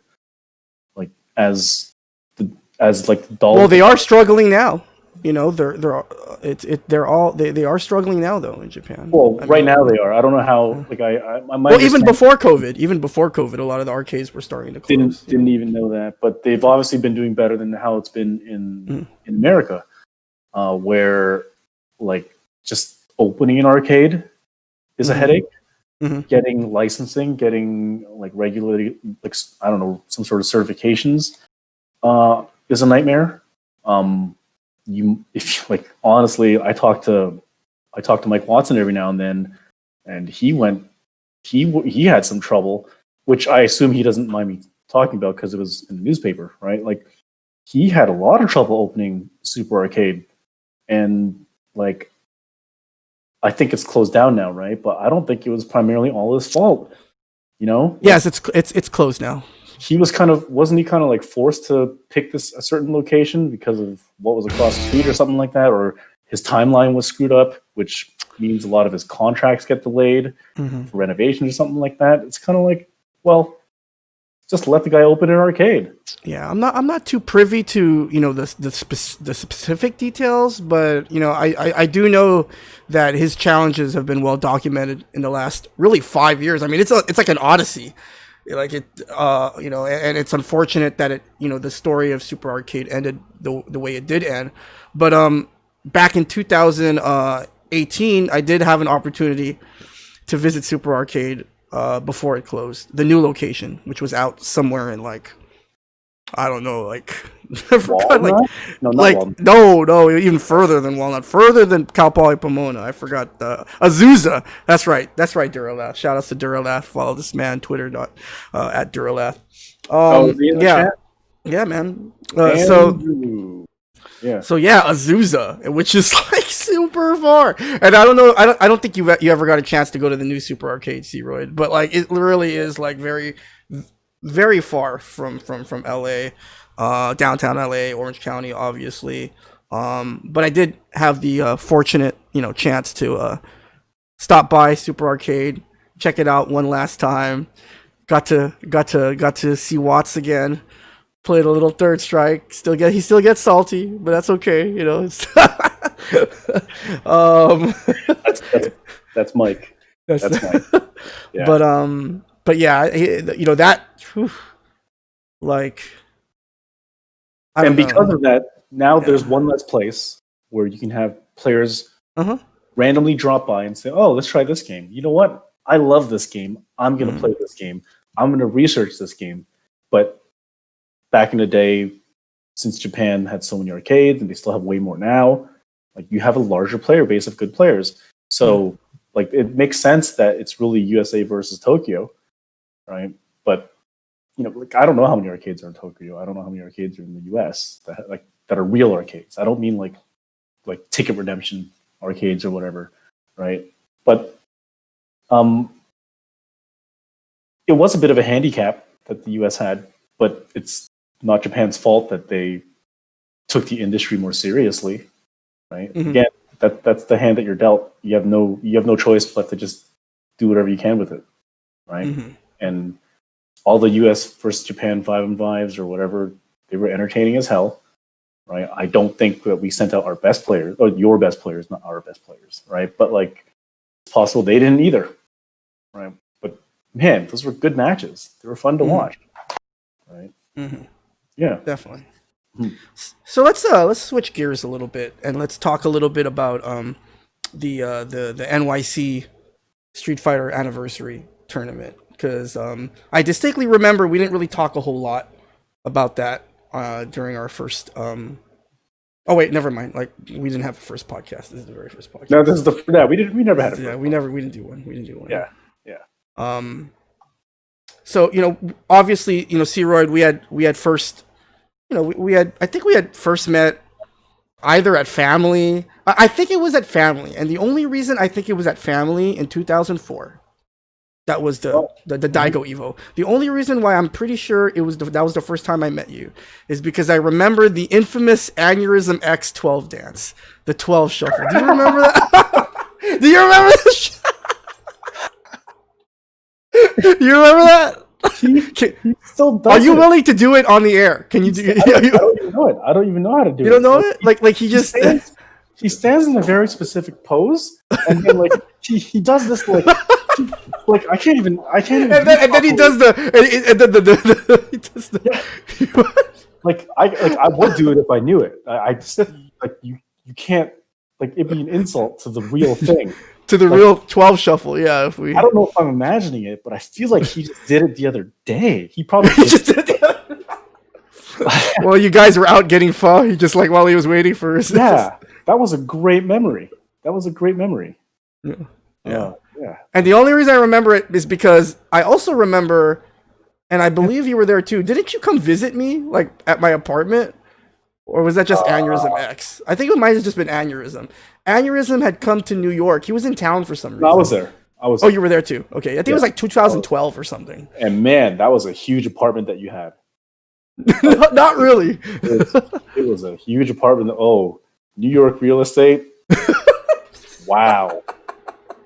Toronto is bad, but New York, holy shit, that was ridiculous. Yeah. We were in your living room. I've since moved. I've since upgraded to a house. So I mean, you know, it was me. It was Anthony. It was yourself. It was Nika KO, and I beat Nika KO 2 matches out of probably 25. Yeah, and those 2 matches, he was probably taking it a little bit easy or something like that. Or like, to be honest, yeah, like he is an amazing player. Right, deserves a lot of credit. You know. Probably a good example of like online experience transferring into offline. Like, he was amazing. Like when I first met this guy and I saw him play, I was like, wow, this guy's a talent. He loves this game. He's a talent. He studies and he deserves all those wins. All right. So yeah, I remember the dance because I think I asked Anthony to do the dance again, and I think he did it. I feel so that's why it's kind of fresh in my memory. I think I do. I do ask him to do the dance every time I see it. Yeah, because it's so iconic. I don't know if anyone from the Family Fun or SoCal 3S days are in the chat, but I mean, does anyone else remember the 12 shuffle? I mean, he was so good at it. Like it was the stance, right? It was the initial stance that made it. Yeah, it was. He had to start it. Yeah, not to be over, like, it overshadows like Adam B, who's he's like my best friend. Ken player, Yellow Ken. He has not a dance, but like he can do the Ryu parry, which is like when the Ryu does a multi parry, but then he moves backwards. Right? He can do a Ryu multi parry, and he slowly just hops backwards. Also, extremely entertaining. I got nothing like. I basically got nothing like that. But like those two, very entertaining to watch. Yeah. So anyway, like I was saying, I wanted to fast forward a little bit to the New York anniversary tournament. And so that was what I think 2000. That was around that same time, right? I think that's the reason you were at my apartment. Was no, it? Or no? I could have sworn it was a different reason. Because I went to New York by myself. I took. Yes, you did go to New York by yourself. Yeah, and the Aneurysm trip was just a random road trip. It was just a random road trip, basically. So it wasn't the same year. But sorry, we just kind of digressed. Yeah, so what were you saying about 25th or whatever? Well, yeah, so the anniversary tournament, yeah, you did go by yourself. And, chat me up a little bit about, that event, because that was, I think, the last time we saw each other, I drank a lot of Nesquik because there was a dude standing outside the venue. I sponsored by Nesquik, I assume. Handing out free T-shirts, and they were giving out samples. So I drank a lot of that. That's where I first met Nika KO and got my ass beat. That is where that's probably the last time I joined a Super Turbo tournament, and I'm not even a Super Turbo player, so I did horrible, but it was free, so why not? Right? Yeah. And like that's probably the last tournament where I got to attend and talk to various players that I hadn't seen in a long time. Because it's hard to do that at Evo now. Yeah, really. Like I actually had a dream that you and I did a podcast before, And in that podcast, like I did mention that the reason why I stopped traveling so much for tournaments is because they've become conventions now. Like it, Evo grew to a point where I didn't enjoy it as much, not because the tournaments were fine. Like I have no complaints about the tournament, but it's everything outside the tournament that changed a lot. Back when the tournament was at the, let's say, Cal Poly, you'd have a tournament at Family Fun, maybe, or a lot of casual meetups at Family Fun during the same weekend. We'd stay at the Shiloh Inn, where everyone else would stay. And if I wanted to play Third Strike or Marvel 2 or CVS 2, because I play all those games, then I just got to bring my joystick with me, go to the hallways, put my ear against the door, and just like listen for like the button pressing, right? And you can't do that at, let's say, the Mandalay Bay or Caesar's Palace or the MGM. You know, you can't just knock into random doors, or you can't even find players as easily because there's so many rooms. And that was a solid experience where I could just, because I didn't know any CVS2 players. I was just a player, but I wasn't involved in the community that deep, nor Marvel, because I'm not that amazing at Marvel, but I'm okay at it. If I wanted to find a player, I can just knock on someone's door. What are you playing? Yeah, I'll play that with you. And then just sit down and I'll play. Right? Like, thanks to, like, I don't know if you know Toodles. Like, He sounds familiar. Like, There's so many names I've forgotten. Like, I assume this is true, but he's the guy. His name is Marcus. I haven't seen him in a while, but if you guys know him, tell him to hit me up. But he's the guy that I believe made the 3-in-1 on Dreamcast that had CVS2 Marvel and Third Strike. Oh. Right? And everybody was using that because it was so easy to carry around. You'd have 3 games. If you were playing one game, you could switch to another. So, like, again, knocking in someone's hotel room, I could play any game I want. And I hate that you can't really do that at Evo now.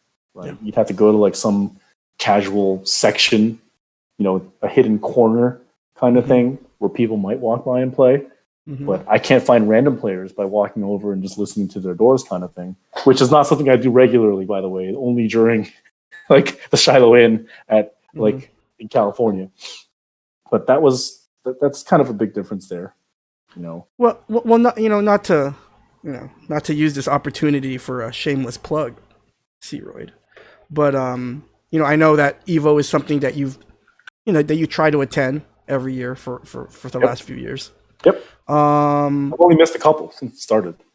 But perhaps you might be interested in obviously this is all pending, right?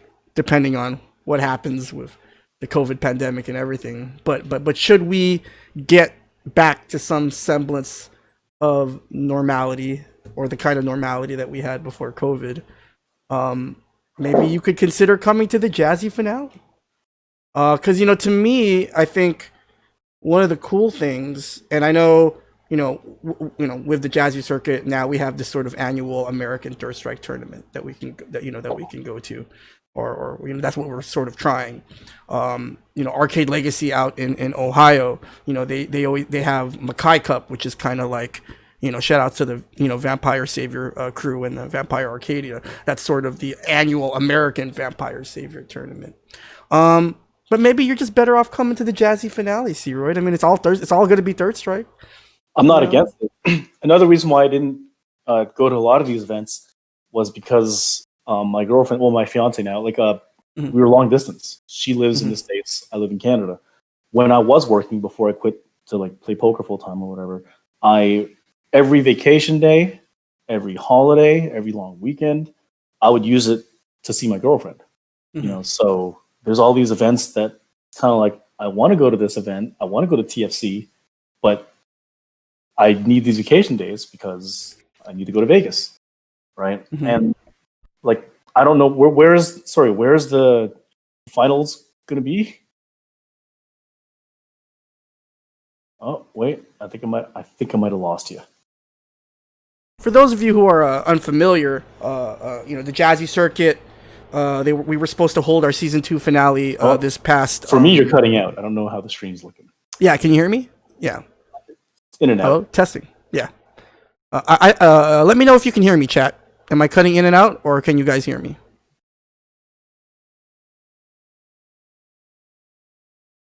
Okay, so they can hear me. So it might be our connection with Discord, but Okay. they can hear you too, C-Royd. So yeah, the Jazzy finale. It was supposed to happen this past June. At Free Play, at a place called Free Play Arcade. Shout outs to Free Play. It's in the Dallas Fort Worth, Texas area, so it's in Texas. Interesting. Yeah, and I kind of want to use this time to kind of just remind everyone to please check out Free Play Arcade. Free Play Arcade, along with a lot of other arcades where we would normally hold these Jazzy Circuit Third Strike events. I know Akihabara Arcade in Denver, Colorado was recently in the news, but there are a lot of arcades that are struggling right now, guys. And so, please, if you could spread the word and sort of give a shout out to some of these venues, because without the venues, there's really no way to run Jazzy, because we obviously need the venues. But yeah, we were originally going to do the season 2 finale at Free Play Arcade in Dallas, in the Arlington, Dallas Fort Worth area, but obviously COVID hit, and so we tentatively rescheduled it for next June. We basically just kind of said, you know what, we're gonna cancel this year, right? We're just gonna kind of pretend this year never happened and try to resume. But obviously that's all contingent on what's going on with COVID and everything else. But I for one would love to see C-Royd at the season 2 Jazzy finale. I don't know if anyone else in the chat feels that way, but I would love to see that, especially, and not just C-Royd. Maybe get some of the Canadian players. It would be great. Kind of like what you were talking about earlier in the podcast, C-Royd. One of the great joys of traveling was being able to meet all these people. And the great thing about it now, C-Royd, is now you're a celebrity. You know how many people are going to be flocking for your autograph at the finale, C-Royd? There are whole generations of players. I'm not even, this sounds like hyperbole, but it really isn't. But there are so many players that know you, may not have met you, right? But because of your penchant for teaching Third Strike and your willingness to kind of go to events, and your name, like you said, is out there. And so there are a lot of people who know you. Yeah, I mean, I've always joked around, and it is relatively serious when I say this, but it's kind of like I'm probably one of the most famous, or maybe I am the most famous Third Strike player that has not done anything notable in terms of tournament standings. So like I've never won anything decent in Third Strike at a major. I've never even placed high at a major. I think my highest placing was maybe 17th at Evo, or okay, that's not true. Or fourth, or that's fourth in at Midwest or something like that. But what's not true? I've not won any huge tournament. Okay, you've made your share of top 8s in Third Strike. Oh, top 8, yeah, sure. But the way it works is, it's like, again, to use poker terms, it's a ladder system. Your goal is to make top 16 and then top 8, and then that's where you get in the main stage. But once you're in, you don't really care about the top 8. You want to care about, you want to win. Yeah, then it's podium, and then it's silver, and then it's gold. Yeah. And that's the way it's always been. Why is it that a lot of people know my name? It's probably because I traveled a lot, to be honest. People got to get out there, even if it's going to local tournaments, or getting a group together and driving to the next state over, which is a couple hours away, and going to their tournaments, and then eventually turning that into traveling to Evo at least once in your life. It's a good idea. It's a very good experience. And if you're a Third Strike player, I'll play with you. I'll hang out with you. Right? I know other guys that will as well. It doesn't matter how good or bad you are. So, I know we alluded to it earlier, how you are, were one of the first players to, really try and, obviously taking a page out of guys like Mo Preem, trying to actually teach Third Strike to other people, which was, again, it may sound like, it may not sound like anything special now, but back in the day it was. Do you, drawing from all of your years of experience and playing the game, what do you think, like if you had to sort of design a C-Royd program for learning Third Strike, right? What would it consist of? Sorry, if you had to construct a C-Royd program for learning Third Strike, Ceroid's guide to getting better at Third Strike, like a step-by-step guide, right? What would be in that guide? And so in other words, how would you how do you think players today should approach learning Third Strike? I mean, when it comes to when you're breaking it all down, the best way to learn is to do things like get into training mode, learn frame data and stuff like that. All the obvious stuff, right? Like that goes without saying for any fighting game or any game in general that's competitive. My rule was first play for fun and play to impress, right? Develop your own style. Like if you want to parry more than you should, do it. If you want to do these weird combos, do it. As long as you're practicing on how to execute those combos. And then when you're confident enough at that point and you find yourself winning with your own style, then you got to start learning on playing to win. And playing to win and playing in your style aren't always the same thing. They don't always intersect in that little Venn diagram. That's interesting. Like you can have a Chun player that loves to do let's say like that. I don't know the Japanese names for the the flip kick, the toward roundhouse, or the Hazanshu, like the overhead. What do you? The overhead. Hazanshu. Yeah, whatever. Yeah, okay. Maybe you're winning a lot of games with that, but then that's not a good move. For example, right? Like there's the Amir way of playing, and then there's the proper way of playing. And Amir's a beast, right? But Amir, when he plays Chun, he'll do the flip kick all over, and then when he lands, he'll do the bird kick or the EX bird kick a lot. That's that's one thing he loves to do, right? But that's not going to work all the time, right? But he still does it, and he loves it, and it works for him, right? But if he was to just do low forward hit confirms and back fierce confirms and car throw only, I'm sure his results would be better, right? I think it would be. But I think step one is learning how to play the game, right? Don't worry about matchups. Don't worry about frame data yet. Just learn. What about winning? How much should the beginning player, Third Strike player, worry about winning?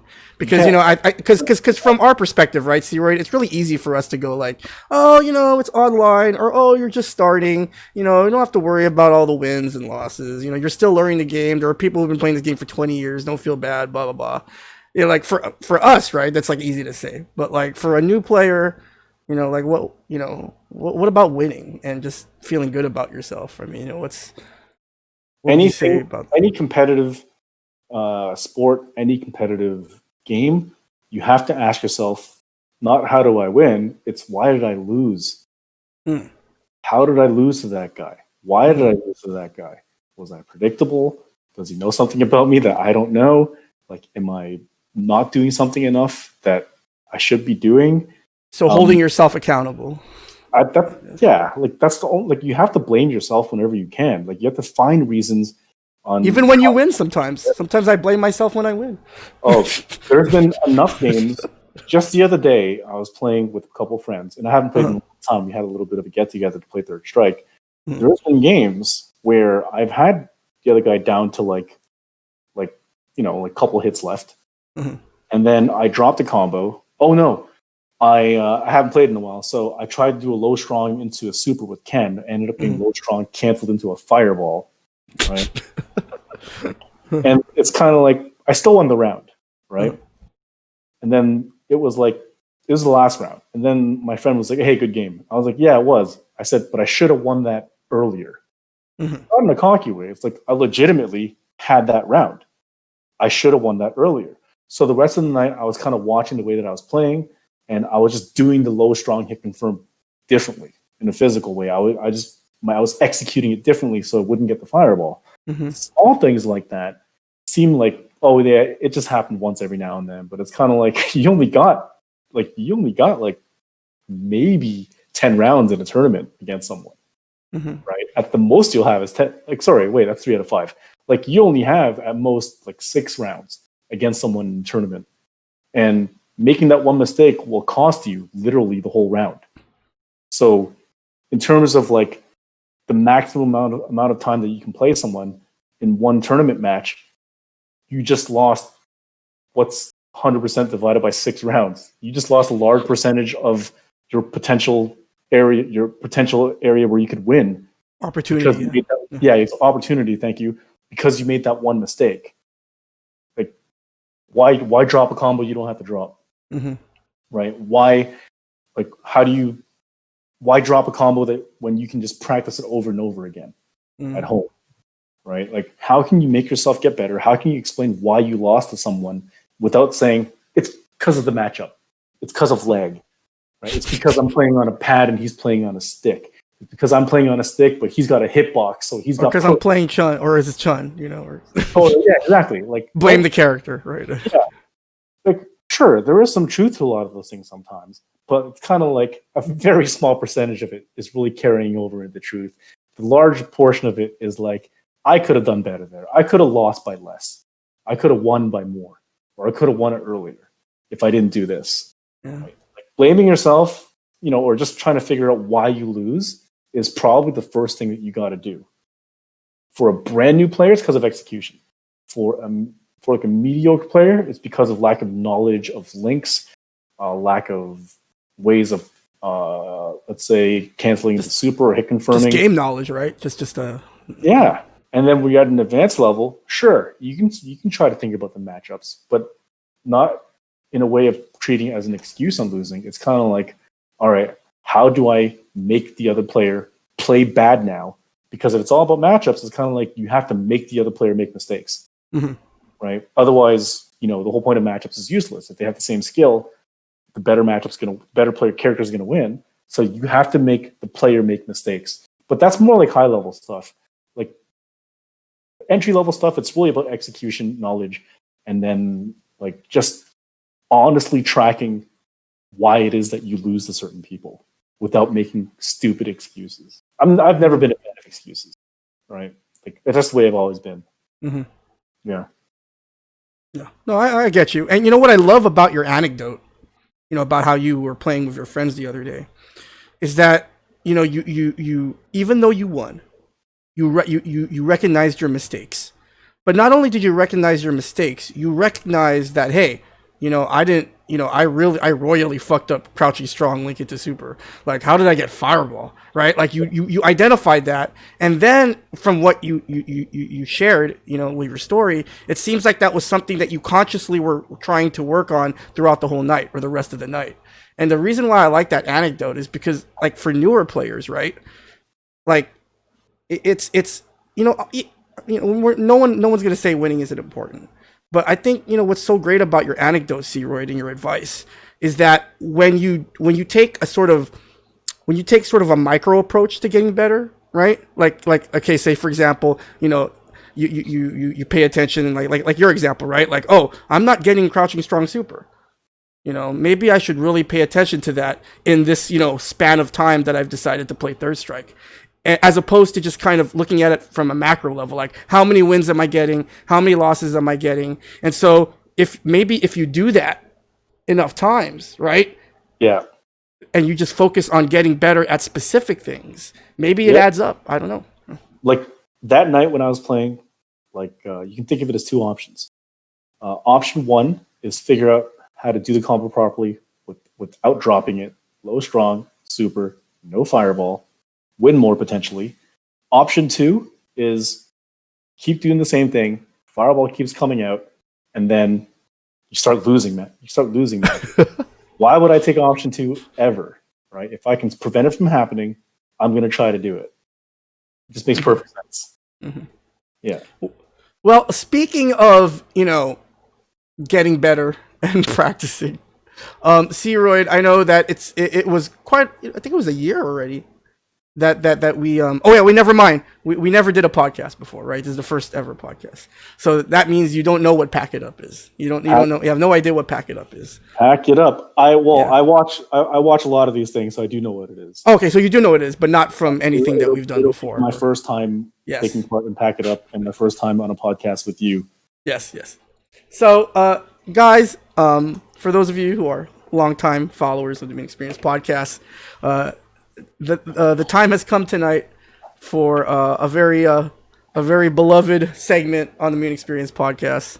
and that segment is of course Pack It Up. And so for those of you who are unfamiliar with Pack It Up, basically what I do is I scour the internet for some of the more unique examples of Third Strike gameplay. And so out of all those examples, I pick out 5, and I want you guys to let me know, tweet me at Mutant XP, tweet Ceroid. You do have a Twitter, apparently, Ceroid. I do have a Twitter. A lot of it is me posting things about like when I play slot machines and like because when I'm playing poker, I have to wait sometimes at casinos in Las Vegas. I might throw a couple bucks in video poker or slot machines, nothing crazy.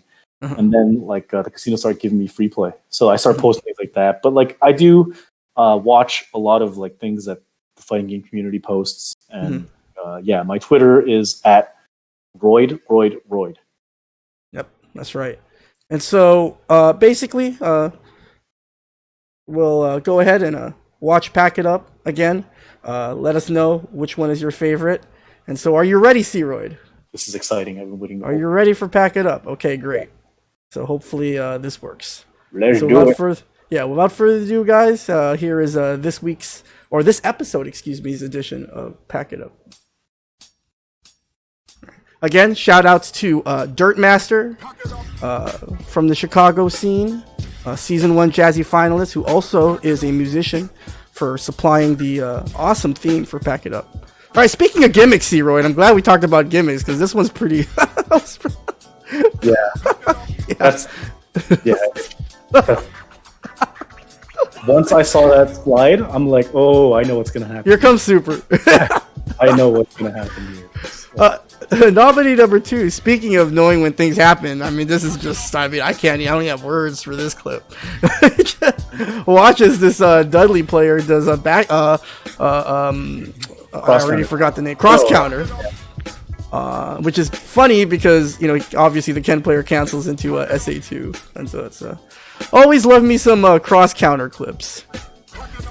Okay, and so nominee number 3, this Yun player is I think he could have won the round here, but he missed, and then he compounds it by whiffing dash punch right in front, and he loses the round. He tried to car the dash punch, but why would you car the dash punch? You don't need to do that.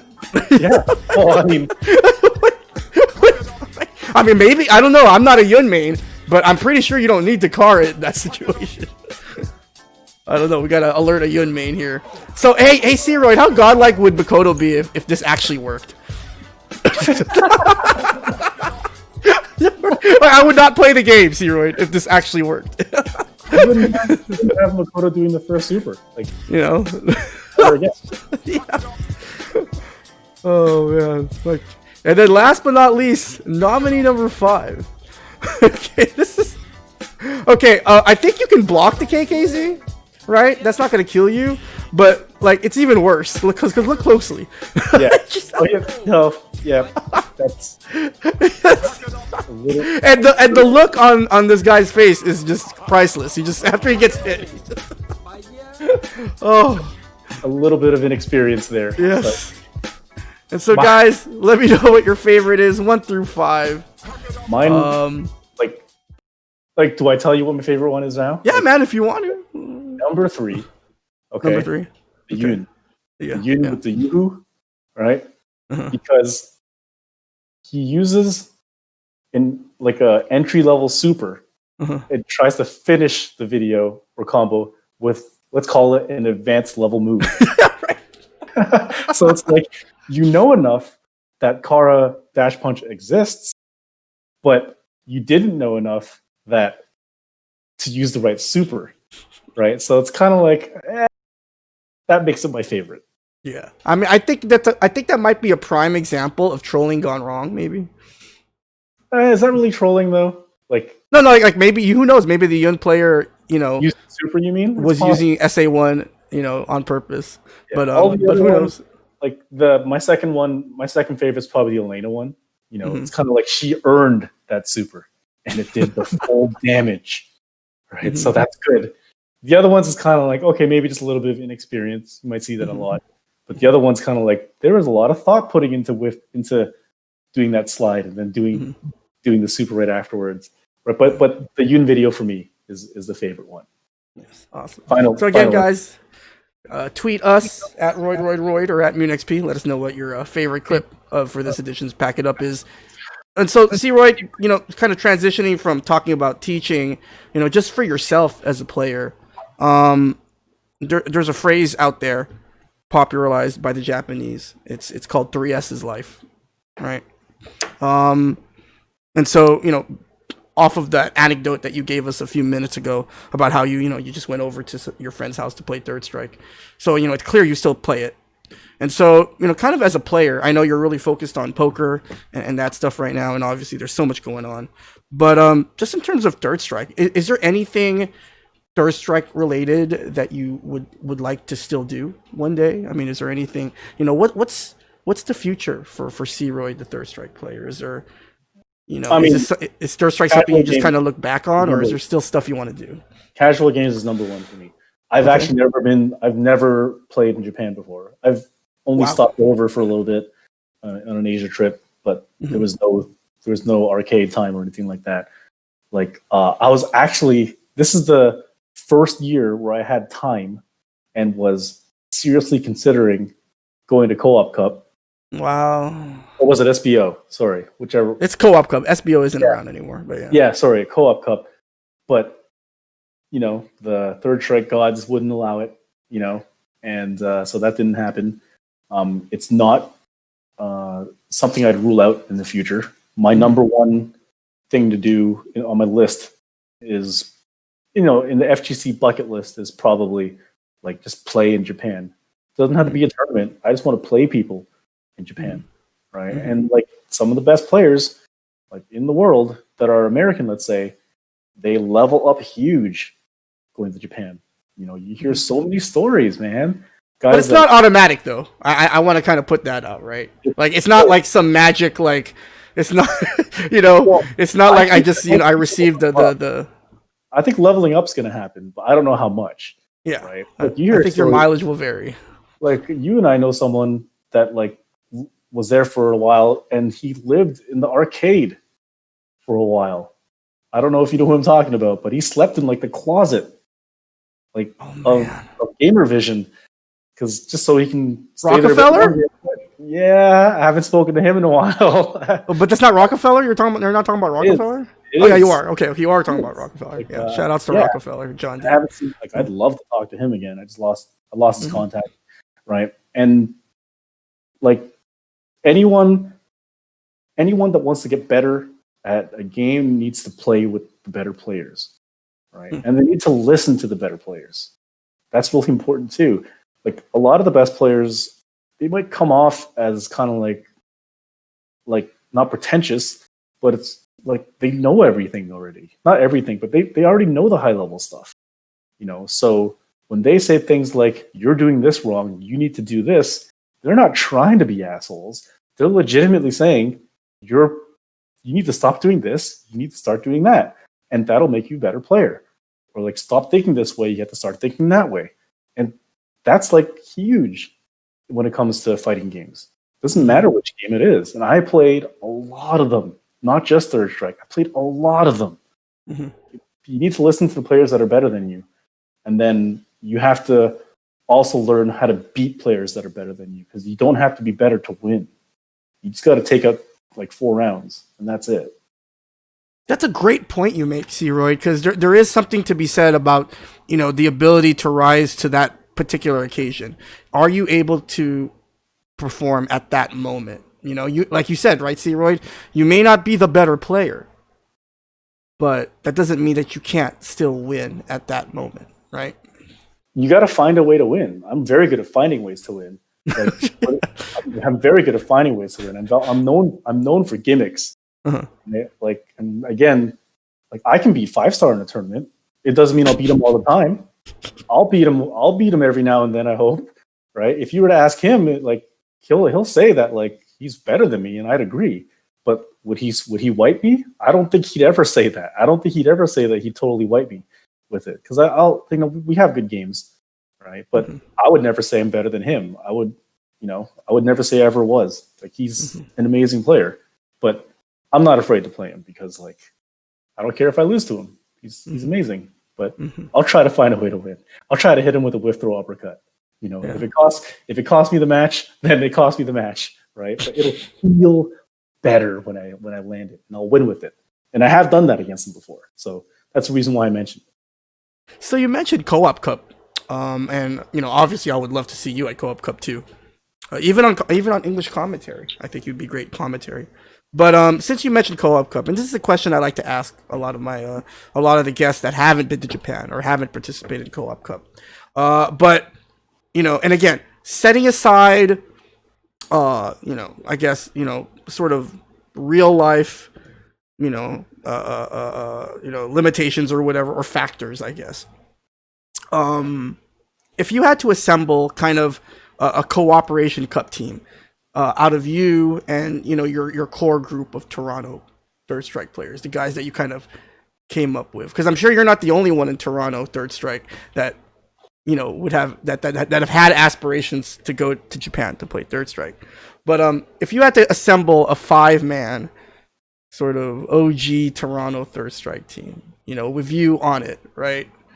Who would be on that team? That's funny you have to add that last part, because I was going to say I wouldn't even put myself on it. I know, that's why I added that last part, because I knew you would say you wouldn't put yourself on the team. But no, it's my podcast, so you're on the team. I think I'm a better coach player. That's why. So, see, because now you're putting me in, and I'd use Ryu. Wait, sorry. What are the rules on co-op exactly? It's 5v5. But it's 5v5, and I believe you can't have more than 3 characters the same in the team. I think that's the rule, but I might be wrong. So I'd probably still use Ryu Denjin. Okay. Denjin Super. And not a bad choice, especially in Japan. Not a bad choice. I like wildcard factors. One game. I love wildcard factors. Yeah, especially in the fact that it's one game. I'd probably put the Adam B. Ken on there. I'd probably put probably the Ak Urian. The Aneurysm X Dudley, probably. This team's already a problem. I'm just saying, guys. And this team is already a problem. I'd probably put the Samir Yun on there. Samir doesn't travel. Oh, now you're getting into a little bit of a controversy here.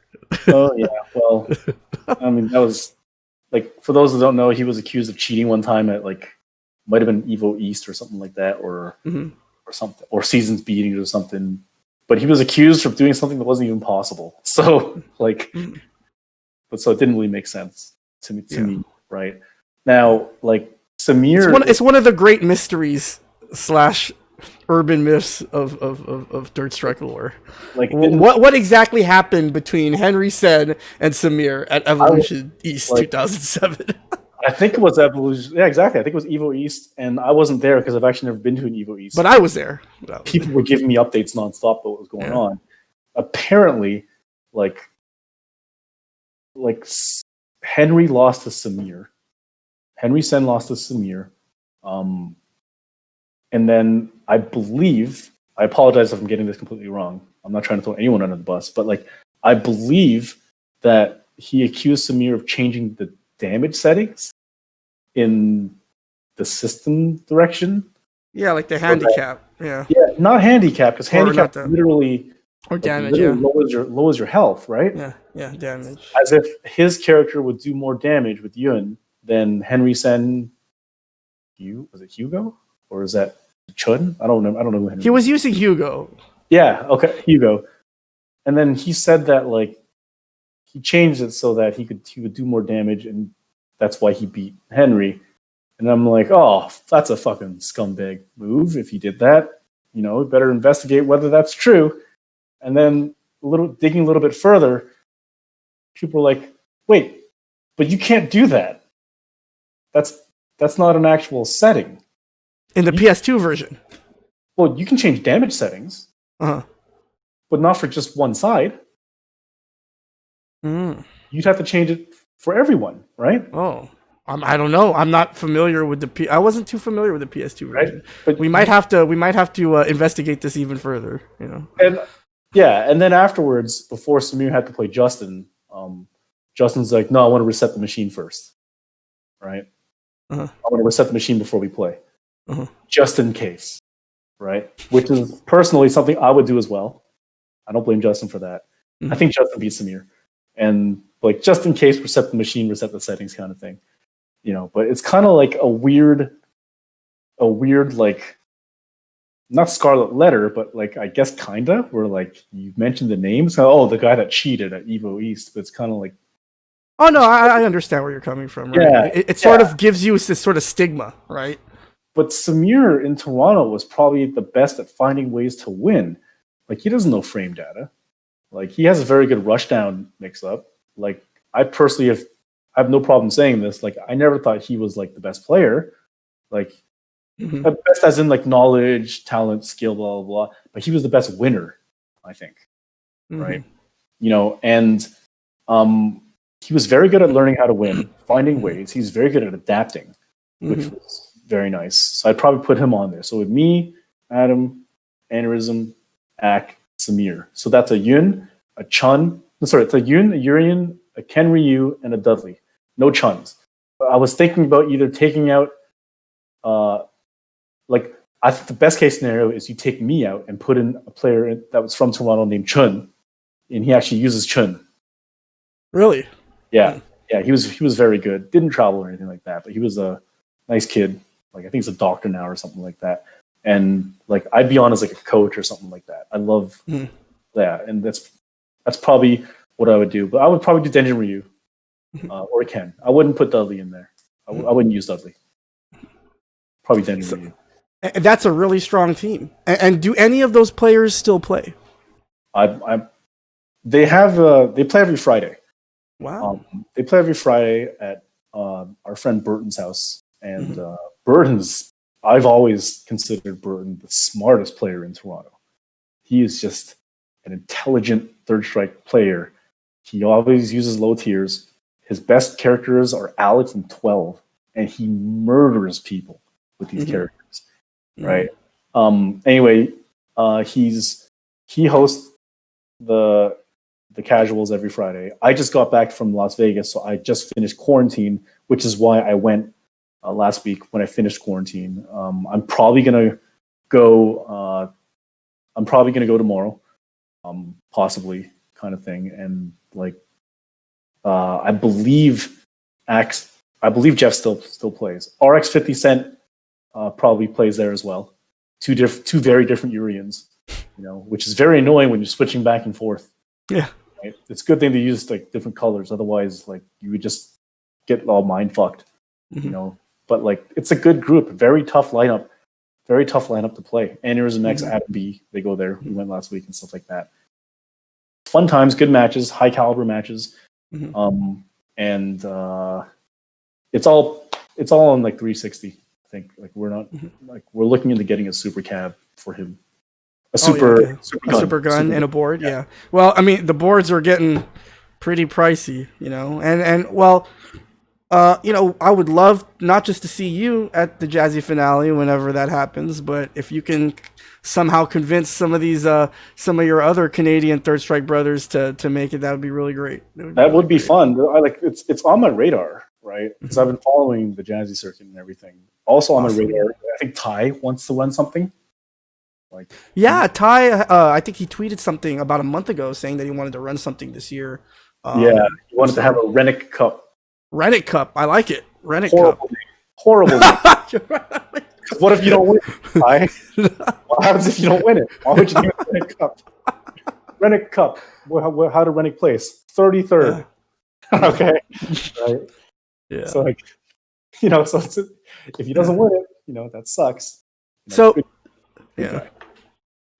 before we get out of here, C-Royd, I wanted to share with you a photo that someone had recently DM'd me.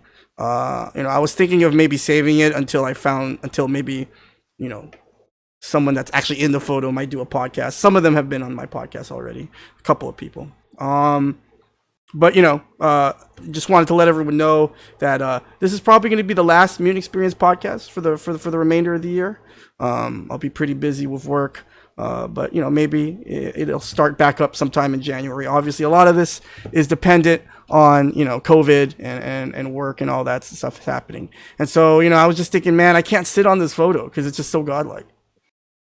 And because and not to make you feel even saltier that you didn't go to Evo East, but I thought, Searoyd's coming on, he was someone that traveled a lot. I'm sure he'd appreciate maybe seeing some familiar faces from the past. And so, Searoyd, do you recall a New England player, Chun player, by the name of Smooth Cat? Yeah. Remember Smooth Cat? Yeah. Well, I know the name. You'd have to remind me. He's a really tall. He was really. He's really tall. He played basketball.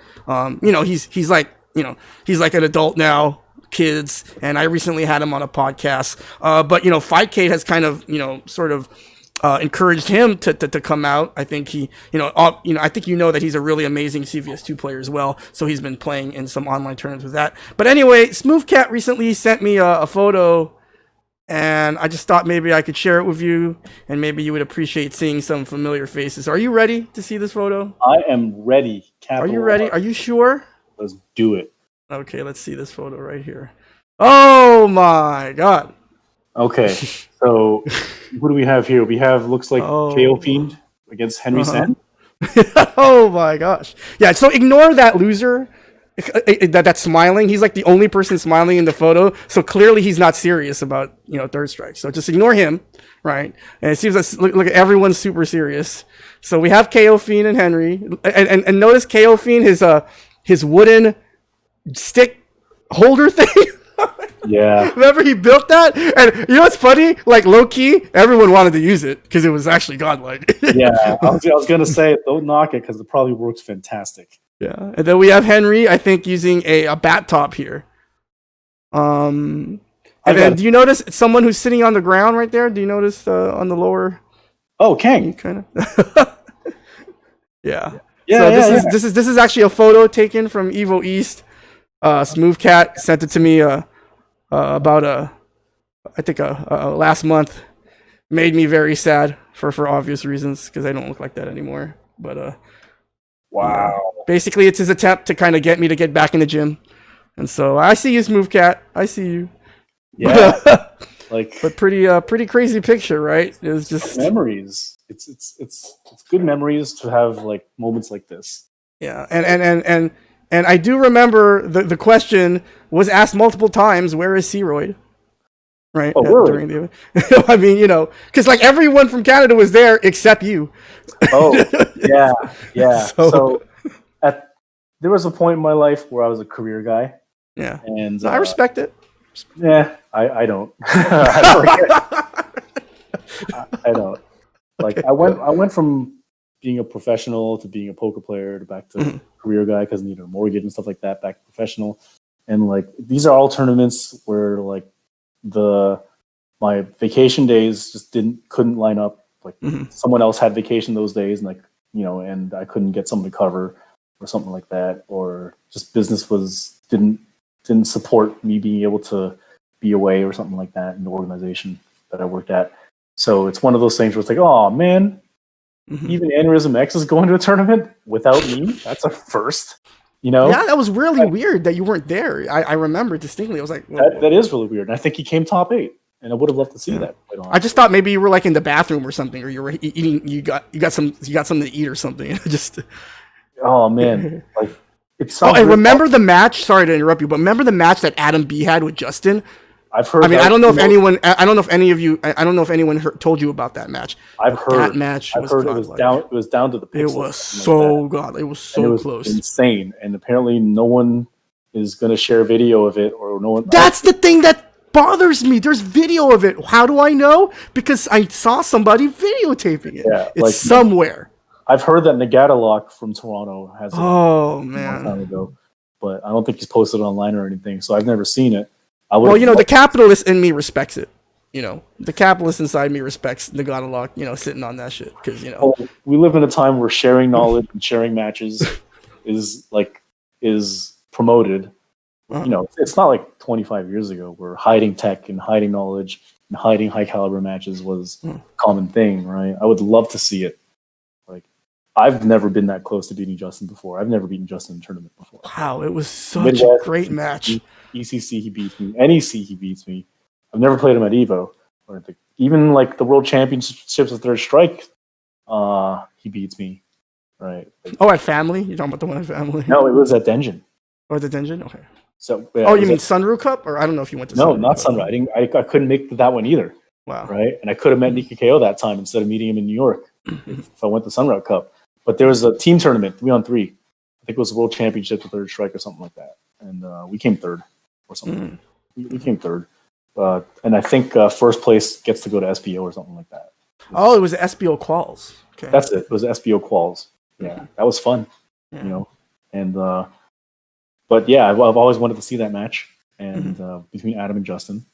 I love watching Adam play against Chinleys, right? Because he sweats. Like you can just see it, and like he always usually finds a way to pull through. But like it's hard when you're playing against Justin Wong, right? Like one of the most talented players to ever live. At the risk of sounding creepy, because it's kind of weird when you think about it. But like the one thing I remember about Adam B is his fingers. I remember him having really long fingers. Ugh. Hey, and like again, right? Don't read into it. All right, it's just back in the day, you want to see how people executing stuff. You know what I'm saying? So you're kind of like, but like I remember him having really long fingers, and I'm like, man, yeah, he's got long fingers. He has big feet, so probably doesn't stop there. He's really good looking guy too, right? Like he's a model basically, and like he basically looks like Urian, is what people say, right? But he's a Ken main. Well, yeah, he's a Ken main, but he has a look of a Urian. Okay. He's all muscular and shit. Like talented as hell. Very solid player. Yeah. And like I would love to see Adam against a good Chun. I always love watching those things. Yeah. And I'd coach him through it if I had to. Right? I normally do when I'm with him at a tournament. Yeah. So before we get out of here, once again, C-Roy, thank you so much for spending some time with me tonight to do this podcast. Again, I hope that you make it out to an event whenever that's possible. Not just you, but also the OG Toronto crew. Before we get out of here, I just wanted to remind everyone that tomorrow on this very channel, I'm going to be streaming Jazzy Fight Night number 4. For those of you who are unfamiliar with Jazzy Fight Night, on the last Friday of every month, basically what I do is I host 4 first to 10s from different Third Strike online platforms. And so tomorrow, we're going to... Actually, that banner is wrong. The pre-show, we moved the show back. I got to fix that. But the official time, guys, pre-show 7:30, fight card 8 o'clock. And so definitely check out the Matcherino. And remember, everyone who participates on the fight card is going to get a cut of that night's fight money. And so, if you want to donate, and you can donate for free, in fact, all you have to do is go to this link that I typed in the chat, matcherino.com/T/JFN4. You can donate completely for free. Just enter the code JFN4, which I also have to change. Not all that professional today. C-Roy, I'm slipping. You can also donate by clicking on the sponsor quests, follow certain Twitter handles, like certain YouTube videos, and a certain micro donation will get added to the pot. There's also some surveys. If you take the survey, it's $2. It takes maybe a couple minutes of your time. Boom, $2 absolutely for free in the prize pool. Obviously, we take cold hard cash as well. And so if you're not doing anything tomorrow night, definitely tune in to Jazzy Fight Night tomorrow. It's been quite an action-packed week for Jazzy and Third Strike this week. We had the retrospective on Tuesday, as well as the Scrub Series podcast. We had your podcast, and now we have Jazzy Fight Night. And so hopefully we can end the week on a high note and watch some sick online first to 10 sets. And so definitely check that out, matcherino.com/T/JFN4. C-Royd, we could talk for hours. I mean, the two of us definitely could talk for hours. Yes. But unfortunately, there is You know, I don't have as much stamina as I used to. I'm an old man now. This episode, and then we'll do it again. Yeah, I'll just forget to save this VOD, so we'll have to do it again, definitely. Yeah, it's all good. It's always a pleasure. Yeah, well, the pleasure's all mine. Thank you so much, Ceroid. And again, if you guys want to check out any other Mutant XPerience podcasts, you can just go visit my YouTube channel, youtube.com/Mutant XPerience without the E. I have over 40 podcasts now with various Third Strike players and personalities in the scene. And so definitely check that out if you're interested in learning more about Third Strike and our scene. And so once again, guys, thank you for joining me tonight. Thank you, Ceroid, and I will see you guys tomorrow on Jazzy Fight Night. Take care, guys. Enjoy the rest of your night. Good game. Yes, play Third Strike. It's a good game. Good game.